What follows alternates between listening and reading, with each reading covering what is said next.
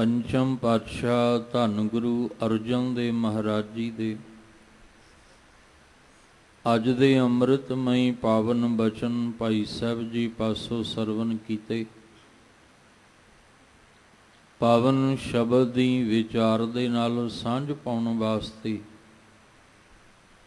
ਜੋ ਸਮਾਂ ਪ੍ਰਾਪਤ ਹੋ ਰਿਹਾ ਹੈ, ਮਨ ਬਿਰਤੀਆਂ ਨੂੰ ਇਕਾਗਰ ਕਰਦੇ ਹੋਏ ਨਿਮਾਣੇ ਜੇ ਹੋ ਕੇ ਚਵਰ ਛਤਰ ਤਖਤ ਦੇ ਮਾਲਕ ਧੰਨ ਗੁਰੂ ਗ੍ਰੰਥ ਸਾਹਿਬ ਮਹਾਰਾਜ ਜੀ ਦੇ ਪਾਵਨ ਚਰਨਾਂ 'ਚ ਜੁੜਨ ਦਾ ਯਤਨ ਕਰੀਏ। ਸਤਿਗੁਰੂ ਪਾਤਸ਼ਾਹ ਜੀ ਦੇ ਪਾਵਨ ਚਰਨਾਂ ਵਿੱਚ ਸਭਨਾਂ ਦੀਆਂ ਹਾਜ਼ਰੀਆਂ ਲੱਗ ਜਾਣ। ਗੁਰੂ ਅਰਜਨ ਦੇਵ ਮਹਾਰਾਜ ਜੀ ਅੱਜ ਦੇ ਅੰਮ੍ਰਿਤਮਈ ਬਚਨਾਂ ਰਾਹੀਂ ਜੋ ਸਾਨੂੰ ਮਨੁੱਖੀ ਦੁਨਿਆਵੀ ਜੀਵਾਂ ਨੂੰ ਸਮਝਾਉਣਾ ਚਾਹੁੰਦੇ ਹਨ, ਇੱਕ ਮਨ ਇੱਕ ਚਿੱਤ ਹੋ ਕੇ ਸਮਝਣ ਦਾ ਯਤਨ ਕਰੀਏ ਜੀ। ਵਾਹਿਗੁਰੂ ਸਾਹਿਬ ਜੀ। 12 ਮਹਾ ਮਾਝ ਮਹੱਲਾ ਪੰਜਵਾਂ ਘਰ ਚੌਥਾ। ਇੱਕ ਓੰਕਾਰ ਸਤਿ ਗੁਰ ਪ੍ਰਸਾਦ। ਵੈਸਾਖ ਧੀਰਨ ਕਿਉ ਵਾਡੀਆ, ਜਿਨ੍ਹਾਂ ਪ੍ਰੇਮ ਵਿਚੋਹ। ਹਰ ਸਾਜਨ ਪੁਰਖ ਵਿਸਾਰ ਕੈ, ਲੱਗੀ ਮਾਇਆ ਤੋਹ। ਆਪ ਜੀ ਰੋਜ਼ਾਨਾ ਇਸ ਅਸਥਾਨ ਤੋਂ ਲੜੀਵਾਰ ਗੁਰਬਾਣੀ ਸ਼ਬਦ ਵਿਚਾਰ ਦੇ ਨਾਲ ਜੁੜਦੇ ਆ ਰਹੇ ਹੋ। ਅੱਜ 12 ਮਹਾ ਦੇ ਪਾਠ ਮੁਤਾਬਕ ਵੈਸਾਖ ਦੇ ਦਿਨ ਦੀ ਆਰੰਭਤਾ ਹੋਈ ਹੈ, ਜਿਹਨੂੰ ਸੰਸਾਰ ਦੇ ਵਿੱਚ ਸਮਾਜ ਦੇ ਵਿੱਚ ਸੰਗਰਾਂਦ ਦਾ ਨਾਮ ਦਿੱਤਾ ਹੈ। ਸਾਡੇ ਵਾਸਤੇ ਹਰ ਦਿਨ, ਹਰ ਘੜੀ, ਹਰ ਪਲ, ਹਰ ਮਹੀਨਾ ਹੀ ਸਾਡੇ ਵਾਸਤੇ ਚੰਗਾ ਹੈ ਜੇ ਅਸੀਂ ਨਿਤ ਉੱਠ ਕੇ ਨਿਤਨੇਮ ਦੀਆਂ ਬਾਣੀਆਂ ਨਾਲ ਜੁੜਦੇ ਹਾਂ, ਨਿਤ ਗੁਰੂ ਸਾਹਿਬ ਜੀ ਦੇ ਦਰ 'ਤੇ ਹਾਜ਼ਰੀਆਂ ਲਵਾਉਂਦੇ ਹਾਂ। ਤੇ ਫਿਰ ਮਹਾਰਾਜ ਨੇ ਆਖਿਆ, ਮਹਾਂ ਦਿਵਸ ਮੂਰਤ ਭਲੇ। ਤੁਹਾਡੇ ਵਾਸਤੇ ਮਹੀਨੇ, ਦਿਨ, ਪਲ, ਘੜੀਆਂ ਸਭ ਭਲੇ ਨੇ, ਚੰਗੇ ਨੇ, ਕੋਈ ਦਿਨ ਮਾੜਾ ਨਹੀਂ। ਪਰ 12 ਮਹਾਂ ਦੇ ਪਾਠ ਮੁਤਾਬਕ ਔਰ ਕੁਦਰਤੀ ਤੌਰ 'ਤੇ ਜੋ ਰੁੱਤਾਂ ਬਦਲਦੀਆਂ ਨੇ, ਮੌਸਮ ਬਦਲਦਾ ਹੈ, ਸਤਿਗੁਰੂ ਮਹਾਰਾਜ ਜੀ ਨੇ ਉਸ ਰਾਹੀਂ ਹਰ ਇੱਕ ਮਨੁੱਖ ਨੂੰ ਸਮਝਾਉਣ ਦਾ ਯਤਨ ਕੀਤਾ ਕਿ ਕਿਸ ਤਰ੍ਹਾਂ ਕੁਦਰਤੀ ਤੌਰ ਦੇ ਉੱਤੇ ਇਹ ਫਸਲ ਜਿਹੜੀ ਹੈ ਇਹ ਲਹਿਰਾਉਂਦੀ ਹੈ, ਕਿਸ ਤਰ੍ਹਾਂ ਚਾਰੇ ਪਾਸੇ ਹਰਿਆਵਲੀ ਹੋ ਜਾਂਦੀ ਹੈ, ਔਰ ਸਮਾਂ ਪਾ ਕੇ ਕਿਵੇਂ ਪੱਤਝੜ ਆ ਜਾਂਦਾ ਹੈ। ਇਹਦੇ ਰਾਹੀਂ ਸਾਨੂੰ ਸਮਝਾਇਆ ਕਿ ਹੇ ਮਨੁੱਖ, ਸਮਾਂ ਭਾਵੇਂ ਬਦਲ ਜਾਏ, ਰੁੱਤ ਬਦਲ ਜਾਏ, ਮੌਸਮ ਬਦਲ ਜਾਏ, ਪਰ ਤੇਰੇ ਜੀਵਨ ਵਿੱਚ ਸਦਾ ਹਰਿਆਵਲੀ ਰਹਿਣੀ ਚਾਹੀਦੀ ਹੈ। ਜਿਵੇਂ ਫਸਲ ਲਹਿਰਾਉਂਦੀ ਹੈ ਤੇ ਖੁਸ਼ੀ ਮਹਿਸੂਸ ਹੁੰਦੀ ਹੈ, ਇਸੇ ਤਰ੍ਹਾਂ ਤੇਰੇ ਜੀਵਨ ਦੇ ਅੰਦਰ ਸਦਾ ਖੁਸ਼ੀਆਂ ਰਹਿਣੀਆਂ ਚਾਹੀਦੀਆਂ ਨੇ। ਪਰ ਉਹ ਤਾਂ ਰਹਿਣਗੀਆਂ ਜੇ ਤੂੰ ਪਰਮੇਸ਼ਵਰ ਦੇ ਨਾਮ ਨੂੰ ਧਿਆਏਗਾ। ਹਰ ਕਾ ਨਾਮ ਧਿਆਏ ਕੈ ਹੋ ਹਰਿਆ ਭਾਈ। ਤੂੰ ਹਰਿਆ ਭਰਿਆ ਤਾਂ ਹੀ ਰਹਿ ਸਕਦਾ ਹੈ। ਤੇਰੀ ਜ਼ਿੰਦਗੀ ਖੁਸ਼ਹਾਲ ਤਾਂ ਹੀ ਹੋ ਸਕਦੀ ਹੈ ਜੇ ਤੂੰ ਨਿਤ ਉੱਠ ਕੇ ਪਰਮੇਸ਼ਵਰ ਦੇ ਨਾਮ ਦਾ ਅਭਿਆਸ ਕਰੇ। ਜਿੱਥੇ ਅੱਜ ਵੈਸਾਖ ਦੇ ਸ਼ਬਦ ਨੂੰ ਆਪਾਂ ਸਮਝਣਾ ਹੈ। ਉੱਥੇ ਅੱਜ ਖਾਲਸਾ ਪ੍ਰਗਟ ਦਿਵਸ ਵੀ ਹੈ, ਜੋ ਅੱਜ ਦੇ ਦਿਨ ਗੁਰੂ ਕਲਗੀਧਰ ਪਾਤਸ਼ਾਹ ਜੀ ਨੇ ਖਾਲਸਾ ਪ੍ਰਗਟ ਕਰਕੇ ਸਾਨੂੰ ਸੰਤ ਦੇ ਨਾਲ ਨਾਲ ਸਿਪਾਹੀ ਵੀ ਬਣਾਇਆ ਹੈ। ਸਭ ਤੋਂ ਪਹਿਲਾਂ ਵਿਸਾਖ ਦੇ ਸ਼ਬਦ ਨੂੰ ਸਮਝਣ ਦਾ ਯਤਨ ਕਰੀਏ, ਤਾਂ ਕਿ ਸਾਡੇ ਜੀਵਨ ਦੇ ਅੰਦਰ ਜੋ ਪਰਮੇਸ਼ਵਰ ਦਾ ਵਿਛੋੜਾ ਪਿਆ ਹੈ, ਉਹ ਵਿਛੋੜਾ ਕਿਤੇ ਮਿਲਾਪ ਵਿੱਚ ਬਦਲ ਜਾਏ। ਜਾਂ ਸਾਡੀ ਜਿਹੜੀ ਬੇਨਤੀ ਸੀ, ਕਿਰਤ ਕਰਮ ਕੇ ਵਿਛੜੇ ਕਰ ਕਿਰਪਾ ਮਿਲਹੁ ਰਾਮ, ਉਹ ਜਿਹੜਾ ਵਿਛੜਨਾ ਹੈ ਉਹ ਕਿਤੇ ਮਿਲਾਪ ਦੇ ਵਿੱਚ ਬਦਲ ਜਾਏ, ਕਿਉਂਕਿ ਵਿਛੜਨਾ ਦੁੱਖ ਹੈ ਔਰ ਮਿਲਾਪ ਸੁੱਖ ਹੈ। ਅੱਜ ਦਾ ਇਹ ਪਾਵਨ ਸ਼ਬਦ ਜੋ ਮਾਝ ਰਾਗ ਦੇ ਵਿੱਚ ਗੁਰੂ ਅਰਜਨ ਦੇਵ ਮਹਾਰਾਜ ਜੀ ਵੱਲੋਂ ਉਚਾਰਨ ਕੀਤਾ ਹੈ, ਗੁਰੂ ਗ੍ਰੰਥ ਸਾਹਿਬ ਜੀ ਦੀ ਪਵਿੱਤਰ ਬਾਣੀ ਪਾਵਨ ਅੰਗ 133 ਦੇ ਉੱਪਰ ਸੁਭਾਏਮਾਨ ਹੈ। ਸਤਿਗੁਰੂ ਮਹਾਰਾਜ ਜੀ ਸਮਝਾਉਂਦੇ ਨੇ ਕਿ ਵਿਸਾਖ ਦਾ ਦਿਨ ਜਿਹੜਾ ਸੀ ਉਹ ਚੜ੍ਹ ਆਇਆ, ਤੇ ਜੋ ਕਿਸਾਨ ਨੇ ਮਿਹਨਤ ਕੀਤੀ ਉਹਦੀ ਮਿਹਨਤ ਰੰਗ ਲਾਈ, ਫਸਲ ਜਿਹੜੀ ਸੀ ਉਹ ਚੰਗੀ ਹੋਈ। ਜਦੋਂ ਫਸਲ ਚੰਗੀ ਹੋਈ ਉਹਦੇ ਮਨ ਵਿੱਚ ਖੇੜਾ ਆ ਗਿਆ, ਉਹਨੂੰ ਇੱਕ ਖੁਸ਼ੀ, ਵੱਖਰੀ ਖੁਸ਼ੀ ਮਹਿਸੂਸ ਹੋਈ। ਪਰ ਜਿਹੜੀਆਂ ਜੀਵ ਇਸਤਰੀਆਂ ਪਰਮੇਸ਼ਵਰ ਤੋਂ ਵਿਛੜੀਆਂ ਹੋਈਆਂ ਨੇ, ਉਹਨਾਂ ਨੂੰ ਧੀਰਜ ਕਿਵੇਂ ਆਵੇ, ਉਹਨਾਂ ਦੇ ਮਨ ਨੂੰ ਸਕੂਨ ਕਿਵੇਂ ਮਿਲੇ, ਉਹਨਾਂ ਦੇ ਮਨ ਨੂੰ ਟਿਕਾ ਕਿਵੇਂ ਆਵੇ।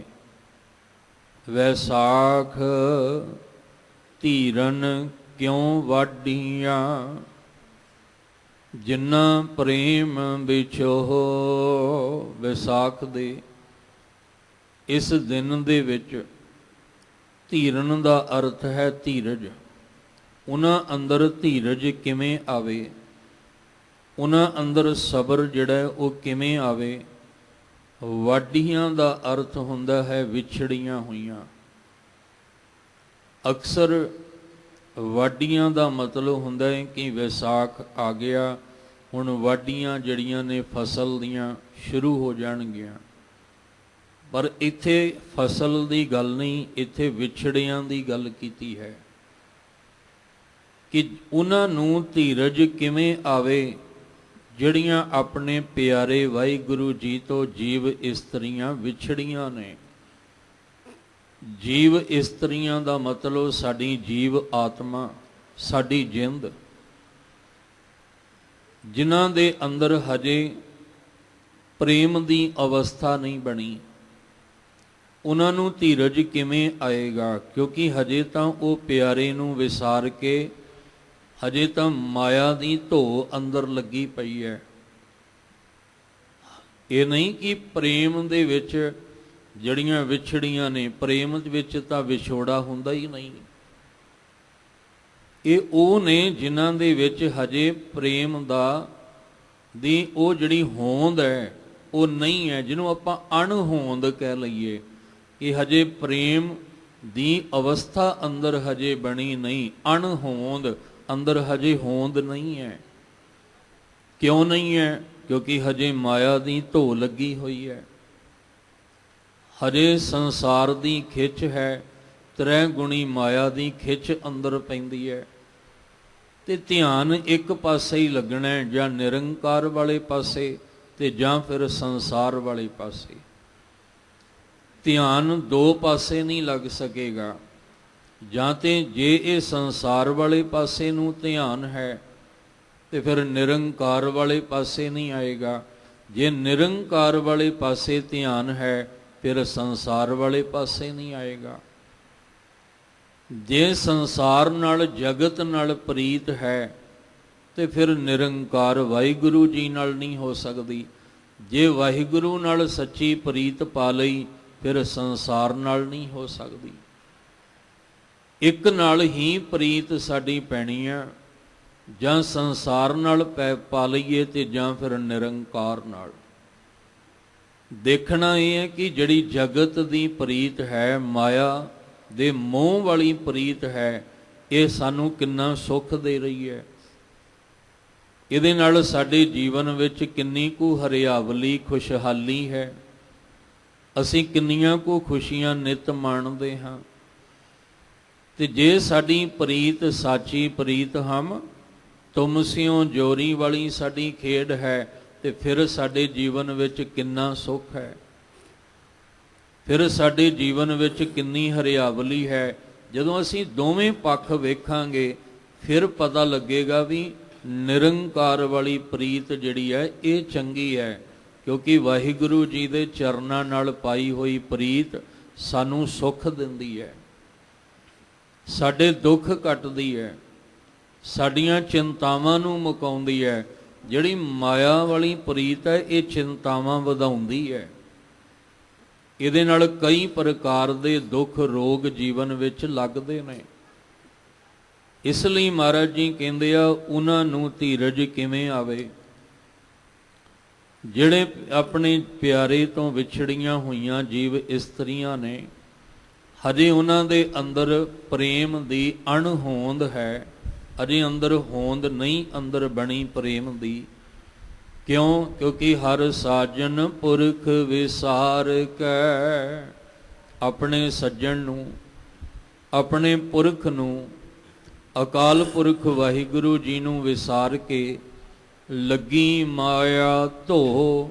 ਹਜੇ ਮਾਇਆ ਦੀ ਖਿੱਚ ਅੰਦਰ ਪੈਦਾ ਹੁੰਦੀ ਹੈ, ਹਜੇ ਮਾਇਆ ਦੀ ਧੋ ਅੰਦਰ ਪੈਦਾ ਹੋ ਰਹੀ ਹੈ। ਭਾਵ ਹਜੇ ਧਿਆਨ ਮਾਇਆ ਵਾਲੇ ਪਾਸੇ ਹੈ। ਮਾਇਆ ਦਾ ਅਰਥ ਹੈ ਤਰੈ ਗੁਣੀ ਮਾਇਆ, ਭਾਵ ਸੰਸਾਰ ਵਾਲੇ ਪਾਸੇ। ਹਜੇ ਧਿਆਨ ਬਾਰ-ਬਾਰ ਸੰਸਾਰ ਵਾਲੇ ਪਾਸੇ ਜਾਂਦਾ ਹੈ। ਇਹ ਕਾਰਨ ਕਿ ਅਸੀਂ ਨਿਤਨੇਮ ਕਰ ਰਹੇ ਹਾਂ, ਕਰ ਤੇ ਨਿਤਨੇਮ ਰਹੇ ਹਾਂ, ਬਾਣੀ ਪਾਠ ਕਰ ਰਹੇ ਹਾਂ, ਪਰ ਧਿਆਨ ਸੰਸਾਰ ਵੱਲ ਹੈ। ਅਸੀਂ ਅਰਦਾਸ ਵੀ ਕਰ ਰਹੇ ਹਾਂ, ਫਿਰ ਵੀ ਧਿਆਨ ਸੰਸਾਰ ਦੇ ਵੱਲ ਹੈ, ਕਿਉਂਕਿ ਖਿੱਚ ਹਜੇ ਸੰਸਾਰ ਦੀ ਪੈਂਦੀ ਹੈ।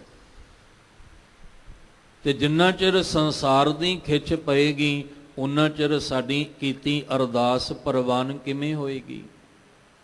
ਸਾਡਾ ਇਹ ਪਾਠ ਕੀਤਾ ਹੋਇਆ ਸਫਲ ਕਿਵੇਂ ਹੋਏਗਾ? ਗੁਰੂ ਨਾਨਕ ਸਾਹਿਬ ਮਹਾਰਾਜ ਜੀ ਨੇ ਇਸੇ ਲਈ ਮਸੀਤ ਵਿੱਚ ਜਾ ਕੇ ਸਮਝਾਇਆ ਕਿ ਤੁਹਾਡੀ ਸੁਰਤ ਕਿਤੇ ਹੋਰ ਲੱਗੀ ਪਈ ਹੈ। ਮਸੀਤ ਵਿੱਚ ਖਲੋ ਕੇ ਤੁਸੀਂ ਖੁਦਾ ਨੂੰ ਯਾਦ ਕਰ ਰਹੇ ਹੋ, ਤੁਸੀਂ ਉਸ ਨੂੰ ਸਿਜਦਾ ਕਰ ਰਹੇ ਹੋ, ਪਰ ਧਿਆਨ ਤੁਹਾਡਾ ਕਿਤੇ ਹੋਰ ਹੈ। ਅੰਦਰ ਖਿੱਚ ਤੁਹਾਡੇ ਅੰਦਰ ਕਿਸੇ ਹੋਰ ਦੀ ਪੈਦਾ ਹੋ ਰਹੀ ਹੈ, ਫਿਰ ਗੱਲ ਕਿਵੇਂ ਬਣੇਗੀ? ਜਿਨ੍ਹਾਂ ਨੇ ਹਰੀ ਪਿਆਰੇ ਵਾਹਿਗੁਰੂ ਜੀ ਨੂੰ ਵਿਸਾਰ ਕੇ ਆਪਣੇ ਅੰਦਰ ਪਰਮੇਸ਼ਵਰ ਦੇ ਪ੍ਰਤੀ ਪ੍ਰੇਮ ਦੀ ਅਣਹੋਂਦ ਰੱਖੀ ਹੋਈ ਹੈ, ਉਹਨਾਂ ਨੂੰ ਧੀਰਜ ਕਿਵੇਂ ਆਏਗਾ? ਉਹਨਾਂ ਅੰਦਰ ਮਨ ਵਿੱਚ ਟਿਕਾ ਕਿਵੇਂ ਆਏਗਾ? ਜਿਨ੍ਹਾਂ ਦੀ ਹਜੇ ਤਰੈ ਗੁਣੀ, ਭਾਵ ਰਜ ਗੁਣ, ਤਮ ਗੁਣ, ਸਤ ਗੁਣ, ਇਸ ਮਾਇਆ ਦੀ ਧੋ ਜਿਨ੍ਹਾਂ ਅੰਦਰ ਲੱਗੀ ਹੈ। ਪੁੱਤਰ ਕਲਤਰ ਨਾ ਸੰਗ ਤਨਾ, ਹਰ ਅਵਿਨਾਸੀ ਓਹ। ਪਲਚ ਪਲਚ ਸਗਲੀ ਮੋਈ, ਝੂਠੈ ਧੰਦੈ ਮੋਹ। ਮਾਇਆ ਦੀ ਧੋ ਵਿੱਚ ਕੌਣ ਆ ਜਾਂਦਾ ਹੈ? ਮਾਇਆ ਦੀ ਧੋ ਵਿੱਚ ਮਹਾਰਾਜ ਜੀ ਕਹਿੰਦੇ ਪੁੱਤਰ, ਕਲਤਰ ਔਰ ਇਹ ਧਨ, ਇਹ ਪਦਾਰਥ, ਇਹ ਸਾਰੇ ਇਹਦੇ ਵਿੱਚ ਆ ਜਾਂਦੇ ਨੇ। ਤੇ ਜਦੋਂ ਮਾਇਆ ਦੀ ਧੋ ਲੱਗੀ ਹੋਈ ਹੈ, ਫਿਰ ਧਿਆਨ ਕਿੱਥੇ ਹੈ? ਪੁੱਤਰ, ਕਲਤਰ, ਧਨ, ਪਦਾਰਥਾਂ ਦੇ ਵਿੱਚ ਹੀ ਧਿਆਨ ਅਟਕਿਆ ਹੋਇਆ ਹੈ। ਚੱਲੇ ਅਸੀਂ ਪਰਮੇਸ਼ਵਰ ਨੂੰ ਮਿਲਣ ਵਾਸਤੇ ਹਾਂ, ਵਾਹਿਗੁਰੂ ਜੀ ਨੂੰ ਮਿਲਣ ਵਾਸਤੇ ਚੱਲੇ ਹਾਂ, ਪਰ ਸਾਡਾ ਚਿੱਤ ਕਿੱਥੇ ਅਟਕ ਗਿਆ?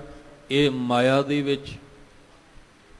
ਇਹਦੇ ਵਿੱਚ ਸਾਡੀ ਸੁਰਤ ਅਟਕ ਕੇ ਰਹਿ ਗਈ। ਇਸ ਲਈ ਪਰਮੇਸ਼ਵਰ ਨੂੰ ਚੱਲੇ ਤਾਂ ਮਿਲਣ ਵਾਸਤੇ ਸੀ, ਪਰ ਸੁਰਤ ਅਟਕ ਕੇ ਰਹਿ ਗਈ ਇਹਨਾਂ ਵਿੱਚ, ਫਿਰ ਮਿਲਾਪ ਨਹੀਂ ਹੋ ਸਕਿਆ। ਇਸ ਲਈ ਸਾਹਿਬ ਕਹਿੰਦੇ ਜਿਹੜੀ ਜਿੱਥੇ ਤੇਰੀ ਸੁਰਤ ਅਟਕ ਗਈ ਆ ਨਾ, ਇਹਨਾਂ ਵਿੱਚੋਂ ਕੋਈ ਵੀ ਤੇਰੇ ਨਾਲ ਜਾਣ ਵਾਲਾ ਨਹੀਂ ਹੈ, ਇਹਨਾਂ ਵਿੱਚੋਂ ਕੋਈ ਵੀ ਔੜਕ ਤੱਕ ਨਿਭਣ ਵਾਲਾ ਨਹੀਂ ਹੈ। ਜੇ ਕੋਈ ਔੜਕ ਤੱਕ ਨਿਭਣ ਵਾਲਾ ਹੈ ਤੇ ਉਹ ਹੈ ਅਵਨਾਸ਼ੀ, ਜਿਹੜਾ ਕਦੇ ਨਾਸ਼ ਨਹੀਂ ਹੁੰਦਾ। ਅਵਨਾਸ਼ੀ ਇੱਕੋ ਹੀ ਹੈ ਪਰਮੇਸ਼ਵਰ, ਜਿਹੜਾ ਕਦੇ ਨਾਸ਼ ਨਹੀਂ ਹੁੰਦਾ, ਜੋ ਆਦ ਸੱਚ ਜੁਗਾਦ ਸੱਚ ਹੈ, ਭੀ ਸੱਚ ਨਾਨਕ ਹੋਸੀ ਭੀ ਸੱਚ ਦੇ ਰੂਪ ਵਿੱਚ ਹੈ। ਜੋ ਆਦ ਪੂਰਨ ਮੱਧ ਪੂਰਨ ਅੰਤ ਪੂਰਨ ਪਰਮੇਸ਼ਰ ਹੈ ਦੇ ਰੂਪ ਵਿੱਚ ਹੈ, ਜਿਹੜਾ ਕਦੇ ਵੀ ਮਿਟਦਾ ਨਹੀਂ ਹੈ, ਜੋ ਸਦਾ ਸਲਾਮਤ ਰਹਿਣ ਵਾਲਾ ਹੈ, ਜੋ ਆਦ ਅਨੀਲ ਅਨਾਦ ਅਨਾਹਤ ਜੁਗ ਜੁਗ ਏਕੋ ਵੇਸ ਦੇ ਰੂਪ ਵਿੱਚ ਹੈ।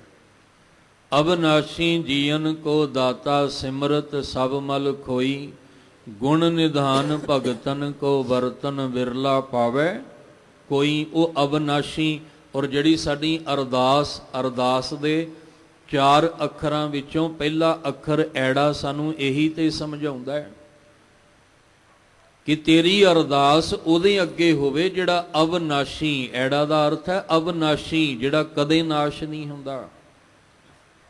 ਤੇਰੀ ਅਰਦਾਸ ਅਰਜ਼ੋਈ ਬੇਨਤੀ ਉਹਦੇ ਅੱਗੇ ਨਾ ਹੋਵੇ ਜਿਹਨੂੰ ਨਾਸ਼ ਹੋਇਆਂ ਨੂੰ ਸਦੀਆਂ ਬੀਤ ਗਈਆਂ, ਜਿਹਨੂੰ ਨਾਸ਼ ਹੋਇਆਂ ਨੂੰ ਪਤਾ ਨਹੀਂ ਕਿੰਨੇ ਸਮਾਂ ਸਾਲ ਬੀਤੀਤ ਹੋ ਗਏ।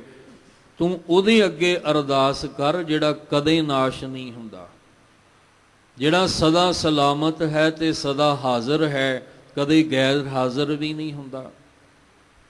ਇਸ ਲਈ ਮਹਾਰਾਜ ਜੀ ਨੇ ਆਖਿਆ, ਕਹਿੰਦੇ ਆ ਜਿਹੜੀ ਮਾਇਆ ਦੀ ਧੋ ਸੀ ਨਾ, ਇਹਨੇ ਸਾਨੂੰ ਪੁੱਤਰ ਕਲੱਤਰ ਦਾ ਅਰਥ ਹੁੰਦਾ ਇਸਤਰੀ, ਇਹਨੇ ਸਾਨੂੰ ਇਸ ਧਨ ਦੇ ਨਾਲ ਜੋੜ ਕੇ ਰੱਖਿਆ, ਪਰ ਇਹ ਭੁੱਲ ਹੀ ਗਏ ਕਿ ਇਹ ਸਭ ਕੁਝ ਨਾਸ਼ਵੰਤ ਹੈ।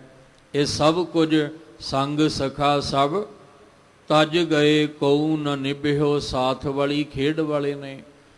ਜੇ ਕੋਈ ਸਾਥ ਨਿਭਣ ਵਾਲਾ ਹੈ ਉਹ ਹੈ ਅਬਨਾਸ਼ੀ, ਕਦੇ ਨਾਸ਼ ਨਾ ਹੋਣ ਵਾਲਾ ਅਕਾਲ ਪੁਰਖ ਵਾਹਿਗੁਰੂ। ਪੁੱਤਰ ਕਲਤਰ ਨ ਸੰਗ ਤਨਾ, ਇਹਨਾਂ ਚੋਂ ਕੁਛ ਵੀ ਤੇਰੇ ਸੰਗ ਨਹੀਂ ਜਾਣਾ, ਨਾ ਤੇਰਾ ਔੜਕ ਤੱਕ ਕਿਸੇ ਨੇ ਸੰਗੀ ਬਣਨਾ ਹੈ। ਹਰ ਅਵਨਾਸ਼ੀ ਉਹ ਇੱਕੋ ਹੀ ਹੈ ਹਰੀ ਪਰਮੇਸ਼ਵਰ ਵਾਹਿਗੁਰੂ, ਜਿਹੜਾ ਕਦੇ ਨਾਸ਼ ਨਹੀਂ ਹੁੰਦਾ, ਔਰ ਜਿਹੜਾ ਤੇਰਾ ਹਰ ਵੇਲੇ ਸੰਗੀ, ਹਰ ਵੇਲੇ ਤੇਰਾ ਸਾਥੀ, ਹਰ ਵੇਲੇ ਤੇਰਾ ਸਾਥ ਦੇਣ ਵਾਲਾ ਹੈ। ਪਰ ਝੂਠੇ ਧੰਦਿਆਂ ਦੇ ਮੋਹ ਵਿੱਚ ਫਸ ਕੇ ਅਸੀਂ ਉਹਨੂੰ ਵਿਸਾਰ ਦਿੱਤਾ, ਭੁਲਾ ਦਿੱਤਾ, ਤੇ ਜਦੋਂ ਉਹਨੂੰ ਅਸੀਂ ਵਿਸਾਰ ਦਿੱਤਾ, ਭੁਲਾ ਦਿੱਤਾ, ਉਹਦੇ ਤੋਂ ਸਾਡਾ ਸਾਥ ਛੁੱਟ ਗਿਆ। ਤੇ ਮਹਾਰਾਜ ਕਹਿੰਦੇ ਪਲਚ ਪਲਚ ਸਗਲੀ ਮੋਈ, ਇਹ ਲੋਕਾਈ ਜਿਹੜੀ ਹੈ ਸੰਸਾਰ ਦੀ, ਮਹਾਰਾਜ ਕਹਿੰਦੇ ਮੈਂ ਵੇਖ ਰਿਹਾ ਕਿ ਇਹਦੇ ਵਿੱਚ ਗਲਤਾਨ ਹੋ ਕੇ ਮੋਏ ਜਾ ਰਹੇ ਨੇ, ਪਰਮੇਸ਼ਵਰ ਦਾ ਮਿਲਾਪ ਹਾਸਲ ਨਹੀਂ ਹੋ ਰਿਹਾ। ਪਲਚ ਪਲਚ ਸਗਲੀ ਮੋਈ, ਝੂਠੈ ਧੰਦਾ ਮੋਹ, ਝੂਠੇ ਧੰਦਿਆਂ ਦਾ ਮੋਹ ਇਹਦੇ ਵਿੱਚ ਫਸ ਕੇ, ਪਲਚ ਪਲਚ ਦਾ ਅਰਥ ਹੈ ਗਲਤਾਨ ਹੋ ਕੇ, ਫਸ ਕੇ, ਝੂਠੇ ਧੰਦਿਆਂ ਦੇ ਮੋਹ ਵਿੱਚ ਫਸ ਕੇ ਪਰਮੇਸ਼ਵਰ ਨੂੰ ਵਿਸਾਰ ਦਿੱਤਾ। ਹਰ ਸਾਜਨ ਪੁਰਖ ਵਿਸਾਰ ਕੇ ਲੱਗੀ ਮਾਇਆ ਧੋ ਦੀ, ਜਿਹਦੇ ਅੰਦਰ ਖੇਡ ਬਣੀ ਹੋਈ ਹੈ, ਉਹਨੂੰ ਧੀਰਜ ਕਿਵੇਂ ਆਏਗਾ, ਉਹਨੂੰ ਅੰਦਰ ਟਿਕਾ, ਉਹਦੇ ਮਨ ਨੂੰ ਕਿਵੇਂ ਉਹਨੂੰ ਸਕੂਨ ਕਿਵੇਂ ਮਿਲੇਗਾ, ਉਹਨੂੰ ਅੰਦਰ ਸਬਰ ਕਿਵੇਂ ਆਏਗਾ, ਉਹਦੀ ਅੰਦਰ ਦੀ ਬੇਚੈਨੀ ਕਿਵੇਂ ਖਤਮ, ਚਿੰਤਾਵਾਂ ਕਿਵੇਂ ਖਤਮ ਹੋਣਗੀਆਂ। ਜਿਹੜੇ ਆਪਣੀ ਜ਼ਿੰਦਗੀ ਨੂੰ ਝੂਠੇ ਧੰਦੇ ਦੇ ਮੋਹ ਵਿੱਚ ਫਸਾ ਕੇ ਆਪਣੀ ਜ਼ਿੰਦਗੀ ਦਾ ਸਮਾਂ ਗਵਾ ਲਿਆ, ਸਾਹਿਬ ਜੀ ਕਹਿੰਦੇ ਉਹਦੇ ਅੰਦਰ ਧੀਰਜ ਕਦੇ ਵੀ ਬਣ ਨਹੀਂ ਸਕਦਾ ਹੈ। ਇਕ ਹਰ ਕੇ ਨਾਮ ਬਿਨ ਅੱਗੇ ਲਈਐ ਖੋਹੇ, ਦਇਓ ਵਿਸਾਰ ਵਿਗੁਚਣਾ ਪ੍ਰਭ ਬਿਨ ਅਵਰ ਨਾ ਕੋਏ। ਇੱਕ ਪਰਮੇਸ਼ਵਰ ਦੇ ਨਾਮ ਤੋਂ ਬਿਨਾ ਜੋ ਵੀ ਸਾਡੇ ਕੋਲ ਹੈ ਉਹ ਸਭ ਕੁਝ ਖੋਹ ਲਿਆ ਜਾਣਾ। ਭਾਵ ਸਾਡੇ ਨਾਲ ਨਹੀਂ ਰਹਿਣਾ, ਸਾਡੇ ਨਾਲ ਨਹੀਂ ਜਾਣਾ। ਇੱਕੋ ਚੀਜ਼ ਜਾਣੀ ਹੈ, ਉਹ ਹੈ ਪਰਮੇਸ਼ਵਰ ਦੇ ਨਾਮ ਦੀ ਬੰਦਗੀ, ਪਰਮੇਸ਼ਵਰ ਦਾ ਨਾਮ। ਤੇ ਅਸੀਂ ਕੀ ਕਰ ਰਹੇ ਹਾਂ? ਹਰ ਸਾਜਨ ਪੁਰਖ ਵਿਸਾਰ ਕੇ ਲੱਗੀ ਮਾਇਆ ਧੋ। ਉਸ ਮਾਇਆ ਦੀ ਧੋ ਵਿੱਚ ਨਾਮ ਦਾ ਅਭਿਆਸ ਨਹੀਂ ਹੋ ਰਿਹਾ, ਨਾਮ ਦਾ ਧਨ ਇਕੱਤਰ ਨਹੀਂ ਹੋ ਰਿਹਾ। ਜਿਹੜਾ ਸਾਡੇ ਨਾਲ ਜਾਣਾ ਉਹ ਇੱਕੋ ਹੀ ਹੈ। ਸਾਥ ਨਾ ਚਾਲੈ ਬਿਨ ਭਜਨ ਵਿਖਿਆ ਸਗਲੀ ਸ਼ਾਰ। ਉਹਦੀ ਭਜਨ ਬੰਦਗੀ ਤੋਂ ਬਿਨਾ ਕੁਛ ਵੀ ਨਹੀਂ ਜਾਣਾ, ਸਭ ਕੁਝ ਖੋਹ ਲਿਆ ਜਾਣਾ। ਕਹਿੰਦੇ ਸਭ ਕੁਝ ਜਿਹੜਾ ਤੇਰੇ ਕੋਲੋਂ ਖੋਹ ਲਿਆ, ਤਾਂ ਹੀ ਤੇ ਆਖਿਆ ਸੀ ਨਾਂਗੇ ਆਵਨ ਨਾਂਗੇ ਜਾਣਾ। ਬੰਦਿਆ ਖਾਲੀ ਹੱਥ ਤੂੰ ਆਇਆ, ਖਾਲੀ ਹੱਥ ਤੂੰ ਜਾਣਾ ਹੈ। ਤੂੰ ਨਾ ਕੁਝ ਲੈ ਕੇ ਮੁੱਠੀ ਭਰ ਕੇ ਕੁਝ ਲੈ ਕੇ ਆਇਆ, ਤੇ ਨਾ ਤੂੰ ਮੁੱਠੀ ਭਰ ਕੇ ਕੁਝ ਦੁਨੀਆ ਤੋਂ ਲੈ ਕੇ ਜਾਣਾ। ਫਿਰ ਇਹ ਝੂਠੇ ਧੰਦਿਆਂ ਦੇ ਮੋਹ ਵਿੱਚ ਫਸ ਕੇ ਤੂੰ ਕਿਉਂ ਪਰਮੇਸ਼ਵਰ ਦੇ ਨਾਮ ਦੀ ਕਮਾਈ ਨਹੀਂ ਕਰਦਾ? ਤੂੰ ਉਹਦੇ ਨਾਮ ਦਾ ਅਭਿਆਸ ਨਹੀਂ ਕਰਦਾ। ਕਿਉਂਕਿ ਜਿਸ ਦਿਨ ਜ਼ਿੰਦਗੀ ਦੀ ਲੀਲਾ ਸਮਾਪਤ ਹੋਣੀ ਹੈ, ਇਕਸ ਹਰਿ ਕੇ ਨਾਮ ਬਿਨ ਅੱਗਹਿ ਲਈਐ ਖੋਏ। ਸਭ ਕੁਝ ਕਹਿੰਦੇ ਖੋਹ ਲਿਆ ਜਾਣਾ। ਦਇਓ ਵਿਸਾਰ ਵਿਗੁਚਣਾ ਪਿਆਰਾ ਪ੍ਰਭੂ, ਵਿਸਾਰ ਕੇ ਵਿਗੁਚਣਾ ਤੇਰੇ ਜੀਵਨ ਵਿੱਚ ਕੀ ਹੈ? ਖੁਆਰੀ ਹੀ ਖੁਆਰੀ ਹੈ। ਹਰ ਬਿਸਰਤ ਸਦਾ ਖੁਆਰੀ, ਤੇਰੇ ਜੀਵਨ ਵਿੱਚ ਸਦਾ ਖੁਆਰੀ ਹੀ ਬਣੀ ਰਹੇਗੀ। ਔਰ ਇੱਕ ਜਨਮ ਨਹੀਂ, ਪਤਾ ਨਹੀਂ ਕਿੰਨੇ ਜਨਮ ਇਹ ਖੁਆਰੀ ਬਣੀ ਰਹੇਗੀ, ਜਿੰਨਾ ਚਿਰ ਤੂੰ ਉਸ ਅਕਾਲ ਪੁਰਖ ਵਾਹਿਗੁਰੂ ਜੀ ਨੂੰ ਚੇਤੇ ਨਹੀਂ ਕਰਦਾ, ਜਿੰਨਾ ਚਿਰ ਤੂੰ ਆਪਣੀ ਸੁਰਤ ਨਹੀਂ ਜੋੜਦਾ, ਆਪਣਾ ਧਿਆਨ ਉਸ ਪਾਸੇ ਨਹੀਂ ਕਰਦਾ, ਜਾਂ ਝੂਠੇ ਧੰਦਿਆਂ ਦੇ ਮੋਹ ਵਿੱਚੋਂ ਨਹੀਂ ਨਿਕਲਦਾ, ਉਨਾ ਚਿਰ ਤੈਨੂੰ ਧੀਰਜ ਨਹੀਂ ਆਏਗਾ। ਉਹਨਾਂ ਜੀਵ ਇਸਤਰੀਆਂ ਨੂੰ ਧੀਰਜ ਨਹੀਂ ਆਏਗਾ। ਇਸ ਲਈ ਸਾਹਿਬ ਕਹਿੰਦੇ ਇੱਕ ਨਾਮ ਕਰਕੇ ਧੀਰਜ ਆਉਣਾ ਸੀ, ਉਹ ਨਾਮ ਜਪਿਆ ਨਹੀਂ। ਪਰਮੇਸ਼ਵਰ ਦੇ ਨਾਮ ਦੀ ਬੰਦਗੀ ਜਿਹੜੀ ਆ ਉਹ ਕੀਤੀ ਨਹੀਂ। ਪਿਆਰੇ ਪ੍ਰਭੂ ਨੂੰ, ਦਇਓ ਦਾ ਅਰਥ ਹੁੰਦਾ ਪਿਆਰਾ ਪ੍ਰਭੂ। ਪਿਆਰੇ ਪ੍ਰਭੂ ਨੂੰ ਵਿਸਾਰ ਕੇ, ਰਾਰੇ ਨੂੰ ਸਿਹਾਰੀ ਹੈ, ਵਿਸਾਰ ਕੇ ਵਿਗੁਚਣਾ, ਦੁਖੀ ਹੋਣਾ, ਪਰੇਸ਼ਾਨ ਹੋਣਾ, ਖੁਆਰ ਹੋਣਾ। ਸਭ ਕਹਿੰਦੇ ਇਹ ਜੀਵਨ ਵਿੱਚ ਬਣਿਆ ਰਹਿੰਦਾ ਹੈ। ਦਇਓ ਵਿਸਾਰ ਵਿਗੁਚਣਾ ਪ੍ਰਭ ਬਿਨ ਅਵਰ ਨਾ ਕੋਏ।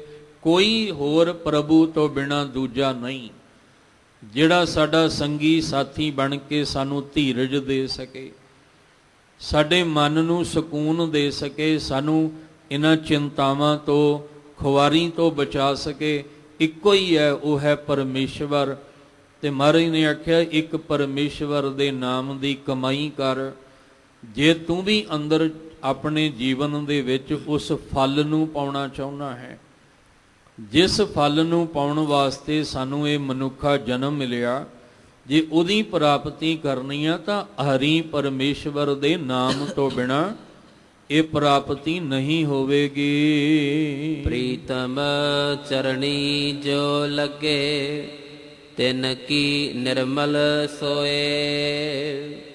ਨਾਨਕ ਕੀ ਪ੍ਰਭ ਬੇਨਤੀ ਪ੍ਰਭ ਮਿਲਹੁ ਪ੍ਰਾਪਤ ਹੋਏ। ਵੈਸਾਖ ਸੁਹਾਵਾ ਤਾਂ ਲੱਗੈ ਜਾਂ ਸੰਤ ਭੇਟੈ ਹਰ ਸੋਏ। ਗੁਰੂ ਅਰਜਨ ਦੇਵ ਮਹਾਰਾਜ ਜੀ ਸਾਨੂੰ ਸਮਝਾ ਰਹੇ ਨੇ, ਕਿਉਂਕਿ ਅਸੀਂ ਬੇਨਤੀ ਕਰਕੇ ਤੁਰੇ ਹਾਂ, ਕਿਰਤ ਕਰਮ ਕੇ ਵਿਛੜੇ ਕਰ ਕਿਰਪਾ ਮਿਲਹੁ ਰਾਮ। ਤੇ ਮਹਾਰਾਜ ਜੀ ਦੱਸ ਰਹੇ ਨੇ ਵੀ ਤੇਰੀ ਹਾਲਤ ਕੀ ਹੈ, ਤੈਨੂੰ ਆਪਣਾ ਜੀਵਨ ਕਿਸ ਤਰ੍ਹਾਂ ਦਾ ਬਣਾਉਣਾ ਪਏਗਾ, ਤਾਂ ਜਾ ਕੇ ਇਹ ਵਿਛੋੜਾ ਮਿਲਾਪ ਵਿੱਚ ਬਦਲਣਾ ਹੈ। ਇਸ ਲਈ ਸਭ ਕਹਿੰਦੇ ਜਿਹੜੇ ਆਪਣੇ ਪਿਆਰੇ ਪ੍ਰੀਤਮ ਦੇ ਚਰਨੀ ਲੱਗ ਗਏ, ਉਹਨਾਂ ਦੀ ਫਿਰ ਜਿਹੜੀ ਸੋਏ, ਸੋਏ ਦਾ ਅਰਥ ਹੁੰਦਾ ਸ਼ੋਭਾ, ਵਡਿਆਈ, ਉਹਨਾਂ ਦੀ ਜਿਹੜੀ ਸ਼ੋਭਾ ਹੈ ਉਹ ਨਿਰਮਲ ਪਵਿੱਤਰ ਹੁੰਦੀ ਹੈ। ਉਹਨਾਂ ਦੀ ਫਿਰ ਜਿਹੜੀ ਸ਼ੋਭਾ ਹੁੰਦੀ ਹੈ ਉਹ ਝੂਠੀ ਨਹੀਂ ਹੁੰਦੀ। ਜਿਹੜੇ ਸੰਸਾਰੀ ਲੋਕ ਨੇ, ਮਾਇਆਵੀ ਪਦਾਰਥਾਂ ਦੇ ਲੋਕ ਨੇ, ਉਹਨਾਂ ਦੀ ਵਡਿਆਈ ਵੀ ਸਮਾਜ ਵਿੱਚ ਹੁੰਦੀ ਹੈ, ਪਰ ਉਹਨਾਂ ਦੀ ਨਿਰਮਲ ਸ਼ੋਭਾ ਨਹੀਂ ਹੁੰਦੀ। ਉਹ ਕੇਵਲ ਧਨ ਪਦਾਰਥਾਂ ਕਰਕੇ, ਕੇਵਲ ਬਾਹਰ ਦੇ ਅਹੁਦਿਆਂ ਕਰਕੇ ਉਹਨਾਂ ਨੂੰ ਵਡਿਆਈਆਂ ਮਿਲਦੀਆਂ ਨੇ, ਪਰ ਉਹ ਸਿਰਫ ਮੁੱਖ ਤੇ ਵਡਿਆਈਆਂ ਮਿਲਦੀਆਂ ਨੇ, ਪਿੱਠ ਪਿੱਛੇ ਨਹੀਂ ਮਿਲਦੀਆਂ। ਪਰ ਜਿਨੇ ਪਿਆਰੇ ਵਾਹਿਗੁਰੂ ਜੀ ਦੇ ਚਰਨਾਂ ਨਾਲ ਆਪਣੀ ਸੁਰਤ ਨੂੰ ਜੋੜ ਲਿਆ, ਮਹਾਰਾਜ ਕਹਿੰਦੇ ਉਹਨਾਂ ਦੀ ਸ਼ੋਭਾ ਜੁਗ ਜੁਗ ਹੁੰਦੀ ਹੈ, ਔਰ ਉਹਨਾਂ ਦੀ ਜਿਹੜੀ ਵਡਿਆਈ ਹੈ ਉਹ ਪਵਿੱਤਰ ਹੁੰਦੀ ਹੈ। ਅਸੀਂ ਗੁਰੂ ਗ੍ਰੰਥ ਸਾਹਿਬ ਮਹਾਰਾਜ ਜੀ ਦੇ ਵਿੱਚ ਜਿਹੜੇ ਗੁਰਸਿੱਖਾਂ ਦੇ ਨਾਮ ਆਏ ਆ, ਉਹਨਾਂ ਦੀ ਜਦੋਂ ਵਡਿਆਈ ਕਰਾਂਗੇ ਤੇ ਉਹਨਾਂ ਦੀ ਪਵਿੱਤਰ ਵਡਿਆਈ ਹੈ।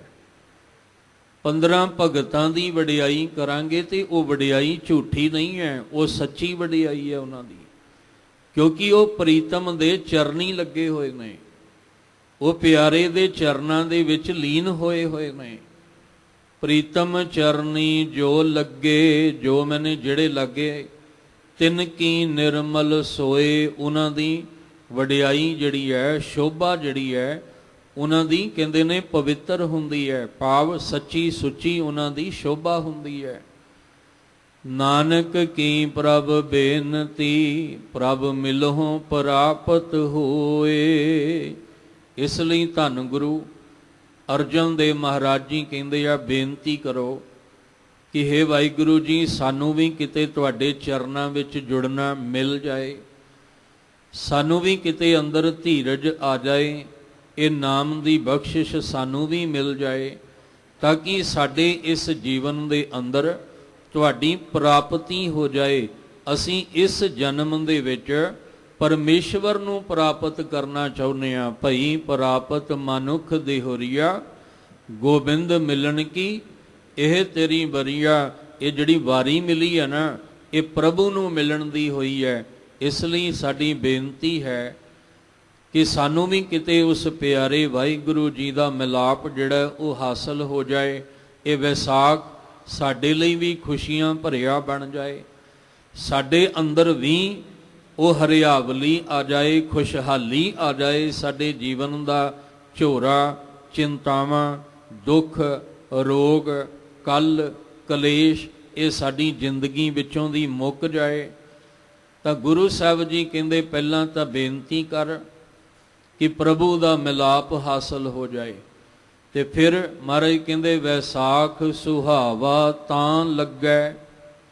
ਇਹ ਵੈਸਾਖ ਦਾ ਸਮਾਂ ਤੇਰੇ ਲਈ ਸੁਹਾਵਣਾ ਤਾਂ ਹੋਏਗਾ, ਜਾਂ ਤੈਨੂੰ ਇਹ ਸੋਹਣਾ ਤਾਂ ਲੱਗੇਗਾ, ਜਾਂ ਸੰਤ ਭੇਟੈ ਹਰ ਸੋਏ।